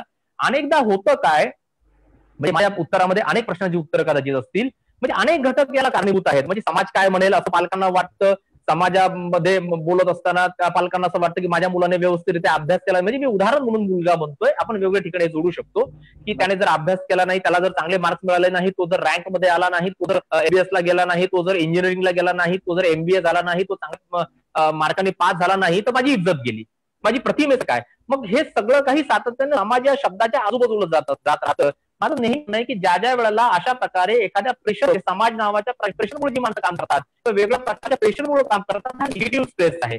माझं हेही म्हणणं आहे की समाज नावाची व्यक्ती नाही, आपण त्याला घाबरू नये. समाज नावाची कुठला तरी एखादा असा माणूस नाही. मी नेहमी म्हणत असतो की बाबा मी असं नाही म्हणू शकत की आपल्या गप्पा चालू आहेत, जरा थोडं थांबा, त्या चौकामध्ये समाज माझी वाट पाहतो, मी त्याला भेटून येतो, असं नाहीये. जसं प्राण्यांचा कळप आहे, फुलांचा गुच्छ आहे, असे शब्द आपण आणले, तसं माणसाच्या गर्दीला आपण समाज म्हणतोय. त्याला एक स्वतःची ओळख नाही, आयडेंटिटी नाही. आणि दुसरा महत्वाचा मुद्दा की माझ्या पुढे समाज नाही, मी आहे तर समाज आहे. माझं असणं हे समाजासह आहे, समाजाचं असणं हे माझ्यासह आहे, तर मी असेल तर समाज असेल. त्यामुळे निगेटिव्ह स्ट्रेसचा विचार करत असताना मला काय करायचं हे महत्वाचा मुद्दा आहे. मी काल परवा एक महत्वाचा इंटरव्ह्यू ऐकत होतो इंटरनेटवरच, युट्यूबला, जगातल्या सगळ्यात श्रीमंत व्यक्तीचा, अमेझॉनचे जे संस्थापक आहेत, जे बेझोस यांचा. आणि त्यांना विचारण्यात आलं की बाबा त्यांनी त्यांच्या जीवनामध्ये काय ठरवलं होतं सुरुवातीच्या टप्प्यामध्ये आणि तेच त्यांना मिळालं का. त्यांनी म्हणजे तसं नाहीये. त्यांच्या आयुष्यामध्ये त्यांना अगदी ते लहान होते त्यावेळेस असं वाटत होतं की त्यांना आर्किओलॉजिस्ट बनायचंय, त्यांना पुरातत्व खात्यामध्ये खूप महत्वाचा पदाधिकारी बनायचं होतं, संशोधन करायचं होतं. झालं का तसं? नाही झालं. नंतर त्यांना असं वाटलं त्यांना वकील बनायचंय. नंतरच्या कालावधीत त्यांना असं वाटलं की त्यांना खूप महत्वाचा एक बिझनेसमन बनायचंय, जो बिझनेसमन एमबीए किंवा या माध्यमातून फक्त फार फार असेल. नंतर त्यांना पॉलिटिशियन बनण्याची इच्छा झाली होती. मात्र आज घडीला अमेझॉनचे संस्थापक यांचं आयुष्य जर बघितलं ते वेगळ्या स्वरूपाचं आहे. सांगण्याचा हेतू असा आहे की मधल्या कालावधीमध्ये वयाच्या टप्प्यानुसार आणि अनुभवाच्या टप्प्यानुसार अनेक गोष्टी बदलत जातात, त्यानुसार ती प्रगती होत राहते. निगेटिव्ह स्ट्रेसला आपण घातच मानलं पाहिजे. त्याच्यातून बाहेर पडण्यासाठी ज्या ज्या गोष्टी सांगण्यात येतात त्या सगळ्या केल्या पाहिजे. पॉझिटिव्ह स्ट्रेस हा नक्कीच तुम्हाला पुढे नेत असतो, कारण तो मॅनेजमेंट असतो आणि सगळ्यात महत्वाचा तो तुमच्या इच्छेसह असतो. त्याच्यात तुमचं समर्पण असतं, जिथं समर्पण असतं तिथं प्रगती असते. नक्कीच सर. खूप छान तुम्ही पॉझिटिव्ह आणि निगेटिव्ह एनर्जी, निगेटिव्ह स्ट्रेस जो आहे तो इलॅबरेट केला. रोहिणी लोखंडे आणि माधुरी वेल्लाळ या पुण्यावर विचारतायत की सध्याचे न्यूज चॅनल जे आहेत आपल्या मानसिक स्वास्थ्यावर किती परिणाम करतायत, आणि त्याचप्रमाणे त्याच्यावर मग आपण शिक्षकाने स्वतःचे व कुटुंबाचे मानसिक स्वास्थ्य त्या कसं जपलं पाहिजे. म्हणजे न्यूज चॅनल, आता आपण तो मुद्दा सुद्धा घेतलेला आहे, तरी पण थोडक्यात आपण सांगाल अतिशय थोडक्यात की न्यूज चॅनलचा परिणाम आपल्या मानसिक स्वास्थ्यावर किती होतो, आणि अशा वेळी आपण आपल्या स्वतःचे आणि कुटुंबाचे मानसिक स्वास्थ्य जपण्यासाठी काय केलं पाहिजे. अर्थात अर्थात अर्थात अर्थात न्यूज चॅनल असो किंवा मीडिया असो, नक्कीच ओपिनियन मेकरची एक भूमिका घेऊन चालत असतो. आणि सुरुवातीच्या कालावधीमध्ये विशेष करून मागच्या 10 वर्षामध्ये न्यूज माध्यम किंवा बातमीचं माध्यम जे आहे याचा माणसावर आणि सर्वसामान्य माणसावर खूप जास्त प्रभाव आहे. म्हणजे जुन्या कालावधीमध्ये एक स्टेटमेंट होतं जे मला वाटतं गटेनबर्ग यांचंच होतं, ज्यांनी पहिल्यांदा छापखाना आणला. त्यांचं असं म्हणणं होतं, जे प्रिंटिंग असतं ते ऑथेंटिक असतं, जे छापलं जातं ते ऑथेंटिक मानण्याची एक सवय असते. आणि मग त्याच माध्यमातून त्याचा एक स्वतःचा प्रभाव असतो. ओरली सांगणं आणि प्रिंटिंग केलेलं वाचणं याच्यात एक फरक असतो. ते सगळं नंतर टीव्ही चॅनलच्या माध्यमातून पुढे सगळं गेलं, याचा एक परिणाम असतो. मात्र पुन्हा महत्वाचा मुद्दा आहे की आताची न्यूज चॅनल, आताची पत्रकारिता, या सगळ्या प्रक्रियेचा एक स्वतंत्र उहापोह आणि चर्चा झाली पाहिजे. त्यामुळे आपण याला किती सत्य मानायचंय नाही मानायचंय, त्याचं अनालिसिस, त्याची चर्चा, त्याचं चिंतन होणं गरजेचं आहे. हो सर, खूप छान सर. आता शेवटचे 2 प्रश्न आहेत, त्यानंतर आपण सामरावकडे लगेच बोलूयात. तर नवनाथ अडसूळ कोपरगाव अहमदनगरवरनं, नवनाथ सूर्यवंशी कोपरगाव अहमदनगरनं विचारतात. त्यांचा एक अतिशय म्हणजे थोडासा भावनिक असा प्रश्न आहे. पहिलीचा एक विद्यार्थ्याची आई त्याच्या समोर अपघातात गेली. यावर्षी मला खूपच विचित्र परिस्थितीला सामोरे जावं लागले. सदर विद्यार्थ्याचे वेळोवेळी घरी राहण्याचे प्रमाण वाढत होते. त्याची मानसिक व अध्यापनाचा समतोल अशा वेळी आम्ही कसा साधावा. म्हणजे आई डोळ्यासमोर गेली त्या विद्यार्थ्याची, त्यामुळं तो वारंवार त्याचं घरी राहण्याचं प्रमाण वाढलं. अशा वेळी त्याचा अभ्यास आणि त्याचं मानसिक स्वास्थ्य याचा समतोल शिक्षक म्हणून मी कसा घातला पाहिजे हे विचारतात नवनाथ सूर्यवंशी सर. मला असं वाटतं की प्राथमिक शिक्षक हा दुसरी आईच असतो. मी त्याला मावशी पण म्हणणार नाही. मी म्हणेल की प्राथमिक शिक्षक हा दुसरी आई असतो, आणि तिचा जेवढा प्रभाव त्या लेकरावर असतो, त्या लहान मुलावर किंवा मुलीवर असतो, तेवढा प्रभाव कदाचित इतर कुठल्या व्यक्तीचा नसतो. शिक्षकाची खूप मोठी जबाबदारी असणार आहे की जे जे काही गरजेचं आहे त्याचं मन सांभाळण्यासाठी, त्याचं वय सांभाळण्यासाठी, त्याची स्वप्न सांभाळण्यासाठी, त्याचं आयुष्य सांभाळण्यासाठी ते सगळं करावं. एक वेळ त्याला बेचा पाडा येत नसेल तर हरकत नाही, मात्र हसला पाहिजे वर्गामध्ये. एक वेळ त्याला एखादं गणित दिलेलं सोडवता येत नाही, इंग्रजी शब्द पाठ होत नसेल तर हरकत नाही, मात्र त्यांनी खोडी केली पाहिजे, त्याने मस्करी केली पाहिजे, तर तो धडपडला पाहिजे, तो खेळला पाहिजे. या सगळ्या गोष्टी करणं मला वाटतं शिक्षकाकडे नक्कीच आहे. जगामध्ये असे तमाम शिक्षक मला माहिती आहेत की ज्यांनी त्या मुलाच्या, अशा प्रकारच्या मुलांच्या आयुष्यामध्ये एक ऊर्जा निर्माण केलेली आहे. थोडक्यात एक छोटंसं उदाहरण मी सांगतो. लेस ब्राऊन नावाची एक व्यक्ती, जे स्पीकर म्हणून मला वैयक्तिक खूप आवडतात. त्यांच्या आयुष्यामध्ये ते सुरुवातीच्या लहान असताना, म्हणजे एक ते निग्रो होते, आणि त्या काळामध्ये निग्रो आणि त्या अनुषंगाने असणारा तो सगळा प्रकार आपल्याला माहिती आहे की वर्णद्वेष काय वगैरे होता. आणि ज्यावेळेला ते शाळेत जायचे त्यावेळेला त्यांच्याकडे असणाऱ्या त्या सगळ्या कलागुणांना, त्यांच्यात असणाऱ्या व्यक्तिमत्वाला इतर जी काही गोऱ्या रंगाची मुलं होती ती नाकारायची. आणि मग त्यांना तिथं भेदभाव केला जायचा. हा मुलगा चुणचुणीत आहे, हुशार आहे, तरी त्याला मागच्या बाकड्यावर बसवलं जायचं. आणि मग अगदी शेवटी तो मुलगा बसायला लागला. ज्या मुलाला प्रश्नाची उत्तर येत होती त्या प्रश्नाची उत्तर त्याची ऐकून घेतली जायची नाही. असा सगळा प्रकार सुरू झाला. आणि या सगळ्या प्रक्रियेला दुर्दैव असतं की त्या शाळेतले, त्या वर्गातले शिक्षक सुद्धा सपोर्ट करायचे त्या गोरा रंगाच्या मुलाला.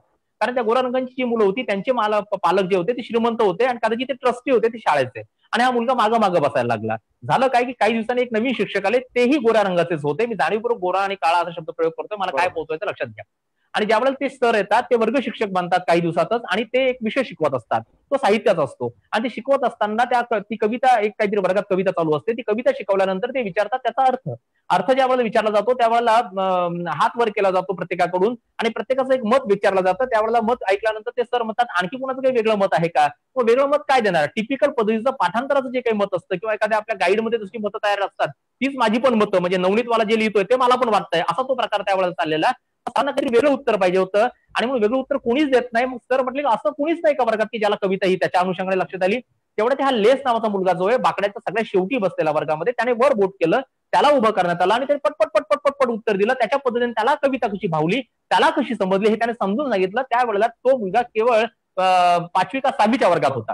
लक्षात घ्या, त्याने ते उत्तर दिल्यानंतर त्याला सांगितलं की तू किती चुणचुणीत बोलतोस, तुझा आवाज किती छान आहे, तुझं सांगण्याची स्टाईल किती चांगली आहे, तुला ही कविता किती चांगल्या पद्धतीने कळाली, तू तर पुढे बसायला पाहिजे, तू मागा का बसतोस, तू लक्ष दे अभ्यासामध्ये. आणि मग त्या दिवशी त्याला वर्गात पुढे बसवण्यात आलं. सरांनी बसवलं म्हणून इतर विद्यार्थ्यांना काही बोलता आलं नाही. मात्र दुसऱ्या दिवसापासून त्याला त्रास पुन्हा सुरू झाला. ते सगळं सगळं सगळं सगळं सगळं सगळं ज्या वेळेला त्याला सुरू झालं त्यावेळेस सगळं सुरू असताना पुन्हा एक दिवस आला की ज्या वेळेला ते सर त्या वर्गात नव्हते, तो पुन्हा मागे बसायला लागला. ते सर पुन्हा आले, काही कामानिमित्तानं ते सुट्टीवर गेलेले होते. त्यांना लक्षात आलं हा मुलगा पुन्हा मागे बसलाय. त्याला विचारलं तू मागं का बसतोयस, तू प्रश्नाची उत्तर आता देत नाहीस, तू बोट वर करत नाहीस, का असं होतंय? त्यावेळेला त्याने काही उत्तर दिलं नाही. त्याने सांगितलं की मला शाळेतल्या प्रिन्सिपलने सांगितलंय की इथून पुढच्या कालावधीमध्ये मी आता उत्तर द्यायची नाहीयेत, का कारण मी मानसिक रोगी आहे. आणि मग तुला हे कोणी सांगितलं? त्याने सांगितलं मग मला शाळेतल्या सिस्टमने सांगितलं. त्याच्या खिशात एक कागद होता, तो कागद त्याने त्या सरांकडे दिला. शाळेचंच ते पत्र होतं आणि त्या शाळेच्या त्या पत्रामध्ये लिहिलेलं होतं बाबा या मुलाशी कुणीही संवाद साधू नये. त्या मुलाला असं सांगण्यात आलेलं होतं लेसला की जर कोणी तुझ्याशी संवाद साधायला लागलं, तुला प्रश्नाची उत्तर विचारायला लागलं तर तू हा कागद त्याला दाखवायचा, तो काहीच तुला विचारणार नाही. त्या कागदावर लिहिलेलं होतं बाबा हा जो मुलगा आहे हा मेंटल रिटार्डेड आहे, हा मानसिक रोगी आहे आणि म्हणून याला काही विचारू नका, याच्यावर ट्रीटमेंट चालू आहे. अशा प्रकारे सुद्धा एक शाळा काम करत असते.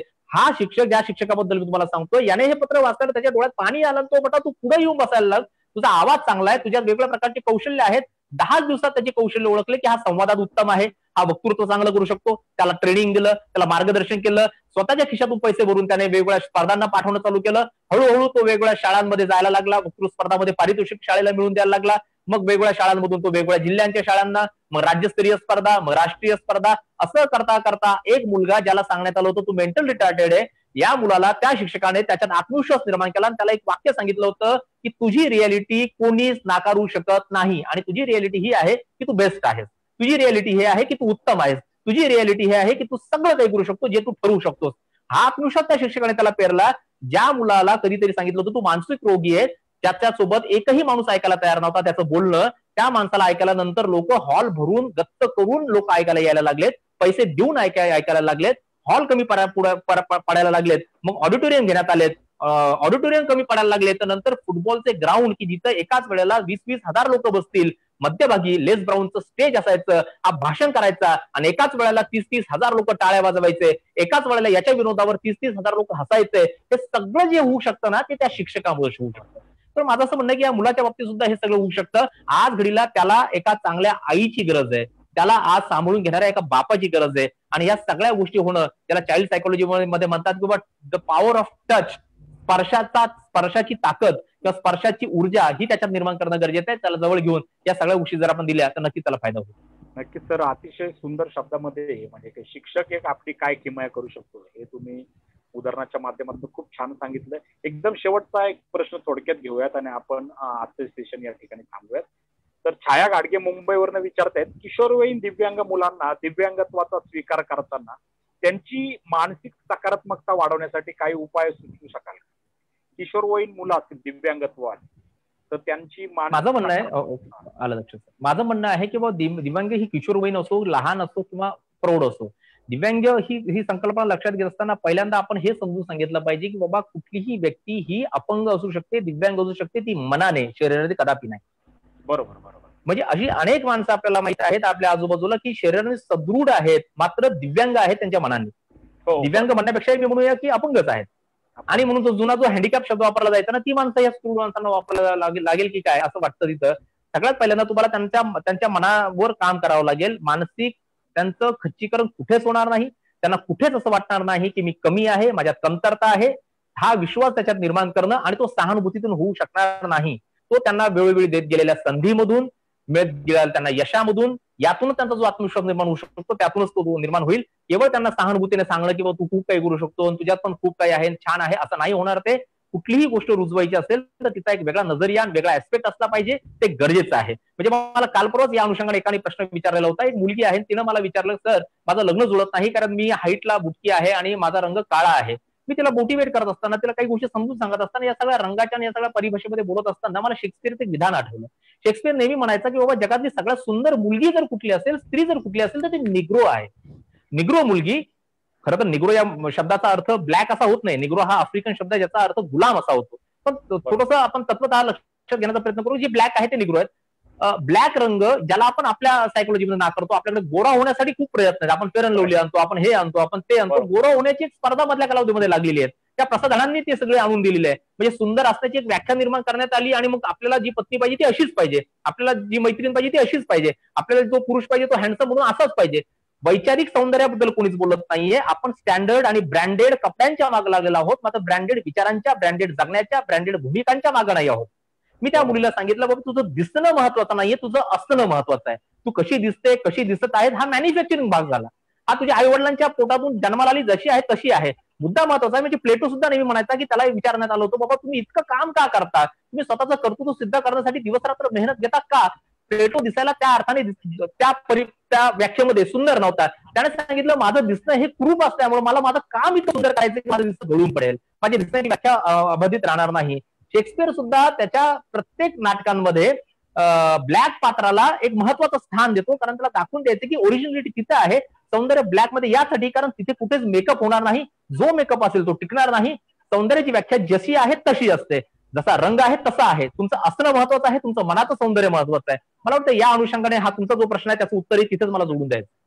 नक्कीच सर. आणि आपण पाहतोय की समाज जीवनात वावरत असताना अनेक दिव्यांग व्यक्तींनी खूप मोठा इतिहास रचलेला सुद्धा आपल्याला पाहायला मिळतो. स्टीफन हॉकिंग असतील तर त्यांनी भौतिकशास्त्रामध्ये नवीन उच्चांक निर्माण केलेले आहेत, किंवा आपल्याकडे अगदी अलीकडचं पाहिलं तर अनुरिमा सिन्हा सारख्या, जिचा एक पाय पूर्ण कापला गेला होता, तिने एव्हरेस्ट सर करून दिव्यांग जरी असलं किंवा नंतरच्या काळात दिव्यांग आलेलं जरी असलं तरी त्याच्यातनं सुद्धा आपण उभारी घेऊ शकतो, हे दाखवून दिलेलं आहे.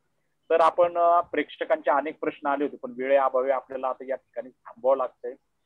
आजच्या सेशनच्या माध्यमातून आपण शिक्षण आणि कोरोनाच्या काळातलं मानसिक स्वास्थ्य यावर अतिशय सखोल आणि विस्तृत असं मार्गदर्शन केलेलं आहे. आम्ही खऱ्या अर्थाने आम्हाला स्वतःला असं भाग्यवान समजतो की एक आंतरराष्ट्रीय ख्यातिकीर्तीचे असे मोटिवेशनल स्पीकर आणि ट्रेनर यांच्याशी आम्हाला आज या निमित्ताने संवाद साधता आला. आमच्या मनातल्या ज्या शंका कुशंका होत्या किंवा प्रश्न होते त्याची उत्तरं तुमच्याकडनं जाणून घेता आली, आणि खूपच म्हणजे लोकल टू ग्लोबल असा प्रवास आपण आपल्या या आजच्या वक्तृत्वाच्या माध्यमातून, आपल्या उत्तरांच्या माध्यमातून आमचा घडवला. अनेक आपल्या आयुष्यातले सुद्धा काही प्रेरक प्रसंग किंवा प्रेरक घटना ज्या आहेत त्या सुद्धा तुम्ही आपल्या उत्तरांच्या माध्यमातून सांगितल्या. मी पुन्हा एकदा आपल्या कृतीशील शिक्षक Maharashtra, active teachers Maharashtra ATM आणि निशंक भारत या दोन्ही परिवारांच्या वतीने आज आपण या ठिकाणी आलात आणि अतिशय सुंदर अशा शब्दामध्ये, सहज सोप्या शब्दामध्ये मनोविकारांविषयी किंवा मानसिक ताणतणाव आणि ते कशा पद्धतीने या काळामध्ये हाताळावे याविषयी मार्गदर्शन केलं. त्याबद्दल मी या दोन्ही परिवारांच्या वतीने आपल्या मनस्वी हार्दिक आभार या ठिकाणी मानतो. धन्यवाद व्यक्त करतो. धन्यवाद सर. मी पण आपले आभार व्यक्त करतो. एका खूप चांगल्या अनुभवाचा मला इथं आपण भाग करून घेतलं. अडसूळ सर आणि आपले तुमच्या दोघांचे विशेष आभार, आपल्या संस्थांचे खूप आभार. थँक्यू. धन्यवाद सर. त्यानंतर विक्रम अडसूळ सर. धन्यवाद सर. धन्यवाद सर. धन्यवाद. चांगले लोक आणि चांगले विचार आपल्या सोबत असतील तर जगात कोणीही तुमचा पराभव करू शकत नाही. नक्कीच. आणि या चांगल्या लोकांपैकी आज तुम्ही आमच्याशी जोडलेले आहात, पण आपलं मनापासून खूप खूप धन्यवाद देऊ इच्छितो. ऍक्टिव्ह टीचर्स महाराष्ट्र आणि कृतीशील शिक्षक महाराष्ट्र आणि निशंक या दोन्ही परिवाराच्या वतीनं आयोजित केलेल्या या शिक्षण संवादामध्ये आपण आलात सर. खरंच पहाडी आवाज. आता आप पे दिल फिदा आहे. म्हणजे अशी परिस्थिती झाली आता की सरांना कुठं कुठं ऐकावं. सर नक्कीच आमचं प्रत्येक वर्षी राज्यस्तरीय शिक्षण संमेलन असतं. यावर्षी कोरोना व्हायरसमुळे आम्ही ते रद्द केलेलं आहे, परंतु पुढच्या शिक्षण संमेलनामध्ये आम्ही तुम्हाला नक्कीच निमंत्रित करणार आहोत आणि तुम्हाला वेळ द्यावा लागणार आहे. त्यानंतर आजच्या कार्यक्रमाबद्दल आपले धन्यवाद. आणि उद्याचं जे सेशन आपलं असणार आहे हे उद्याचं सेशन आपलं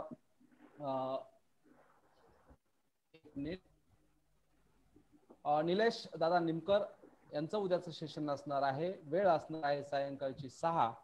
तरी सर्व एटीमियन्स आणि निशंक परिवार आणि सर्व व्ह्युअर्सना मी या ठिकाणी पुन्हा एकदा आपण ही भरभरून आमच्या कार्यक्रमाला प्रतिसाद दिलात, आपले प्रश्न विचारलेत.